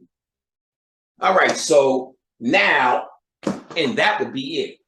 I'm not going to dwell on it unless I want to do the rituals, which sounds like a sweet one. Dig a hole, fill that shit up, give it to Hades. I think I'm going to do that just because I want to. But in terms of self-deification, I'm done. Long as I'm able to see it as me, as opposed to something I was studying. I shouldn't remember none of it because my heart knows it, my mind knows it, and I know I did it to become it. It is as simple as that. You have now self-deified. The more you do it, the more you get used to that, the more you read with that mentality, the more you will see results. You'll see, you'll just know what to say. It's not a learning thing. So 5 + 4 - 7 doesn't necessarily always equal 2. You may study the 3 times tables and become a master of the 4 times tables. I'm sorry, become a master of the 7 times tables, because you expect after 3 comes 4, but it's activating, not learning. So you want to activate these energies. Self-deification is probably one of the sweetest ways that you can make this shit happen for a very low, very easy effort, just a shift in your thinking, your mental alchemy. So again, enjoy the music. At the end, I produced it. It's some fire shit. It's B.O.B. It's some remixes I did for the elements you all know and love. So that's exactly what you heard in the beginning. You can get my new book and the new class, which should be up momentarily. The cyclomancy class on occultlectures.com. Sign up. We're doing it on Zoom. There'll be more than enough space. You don't have to ask, is there enough room? There's enough room. And we'll do them.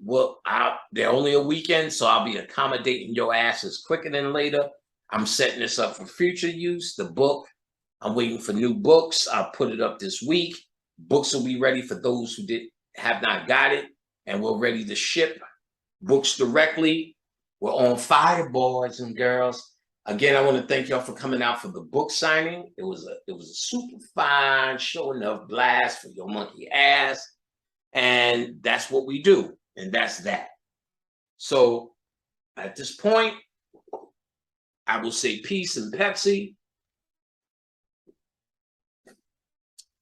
You now know the secret to self-deification. Start doing the work. Remember to enjoy yourself. Remember to have fun. Don't look at it as work. Look at it as self-discovery. Have and find the joy I found when my mother read this story and my personal names were in it. My friends' personal names and places were in it. Things I knew. Tell yourself these are things you know, because they are. And the more you tell yourself that these are things you know, the more your mind will make it real. The more your mind will accept this as the reality that you are. That's the sad, scary thing. It is just that simple. They got you thinking this complex college thing is what you're supposed to learn to be learned. But it's really your childhood mentality of visualization and imagination that's your fucking savior, son. And that's your true genius. Without a physical body, what else is there in the world of truth? So you deal with the world of truth, the knowing. You're not trying to figure it out from the other side. You are from the other side. You come here to observe what you truly are, to figure out more about what you are. But when you really are it, all you have to do is activate. And that's what I tapped into through self-deification. I was doing that way before there was a class for your monkey ass. This is something that I know is certified workable. Because I certified and worked it way before I told any other person about it. Self-deification laid out. Read it once, read it twice. Go through this shit however you need to go through it. But long as you understand that it is you that's being activated, not that you're learning about Hades. You're Hades. See it. Throne yourself, nigga. See the colors, nigga. I am Hades. I can see it. I see my crown of invisibility. I see Khadijah's persephone, boy. I see it. It's not a guess. It is it. And that's all you have to do. Now I can move on and eat my chicken. Simple as that. That's the scary truth. It's your visualization and your imagination that's going to save you, monkey. You stop trying to climb the trees for bananas and nuts. Sit your ass Indian style and Baphomet your way out of this, boy. That's all you got. So until next time, you funky fucks. I pity the fool, nigga. I pity the fool. Jisoo, Jisoo, Jisoo, Jisoo, Jisoo, Jisoo, Jisoo, Jisoo, Jisoo, Jisoo, Jisoo, Jisoo. Can't you dig it, honey? Yeah, fresh out the dealership. Hands, my homies eat the filter fish. Hands, I ain't even worried about a silly bitch. Tell the feds chill with the censorship. Members only, I'm the only member with a membership. I'm trying real hard not to conversate with pessimists who always want to see you fall down like the London Bridge. Same song sung by a bunch of kids, can I live? Tabloids watching which crib. Competition and the bitches got my name on their lips. Take a shot like 1 and 7 is their favorite offense. Real dog should've came with a fence. Smoke a tree, baby, I can pitch you with tent. A lot of window, don't be selfish, baby, call you a friend. I should make them box with Benny Hunter. Wake up in the morning, feed a leftover Benny Hunter. Eat the sushi off a body, no karate, I'm the hidden sake. 3 ninjas, Tum Colin Rocket, Bloodsport, Van Dam. Bolo can't manage, even with my eyes shut, I will never take damage. You should build a room for the panic, switch my whole style up, capoeira fight dancing. Not saying Bobby getting fancy. I should probably change my name to Jamie. Sue Young, meet me in the Wine House. Juneteenth kidnapper, throw it in the safe. Yeah, the Asian joint named Dim Sum. You don't know about it, need to get one. How the car new, but the rim jump. Got the front wheel, so what? I'm on my 10th one. Jisoo, Jisoo, Jisoo, Jisoo. Can't you dig it, honey? Jisoo, Jisoo, Jisoo, Jisoo. Can't you dig it, honey? Jisoo, Jisoo, Jisoo, Jisoo, Jisoo. Can't you dig it, honey? Jisoo, Jisoo, Jisoo, Jisoo. Can't you dig it, honey? Stacking on them niggas like Jisoo. I'm a great white, you a fish food. We should talk face to face like men do. But you two used to make the moves how bitch move. Probably wear the same pad that your bitch use. I'm just trying to show you what you been through. Spinning in the same circle like a rim do. OG in the game, strokes beard like Rick Rude. Tokyo, they whipping indicator, we can drift too. When I drift through, bad bitch mixed with Hindu. She got every shoe except your shoes. Bag full of money, Mac makeup and a shit suit. Or socket shots with my little geisha. She rather die than give up all location. She gon' turn to Chung-Lee in any altercation. I ain't gonna lie to kinda tell me, yo, fuck it in the Mercedes. Can't you dig it, honey? Jisoo, Jisoo, Jisoo, Jisoo. Can't you dig it, honey? Jisoo, Jisoo, fuck it in the Mercedes. Can't you dig it, honey? Can't you dig it, honey? Bow. Can't you dig it, honey? Jisoo, Jisoo, Jisoo, Jisoo. Can't you dig it, honey? Jisoo, Jisoo, Jisoo, Jisoo, Jisoo. Can't you dig it, honey? Jisoo, Jisoo, Jisoo, Jisoo. Can't you dig it, honey? Jisoo, Jisoo, Jisoo, Jisoo, Jisoo.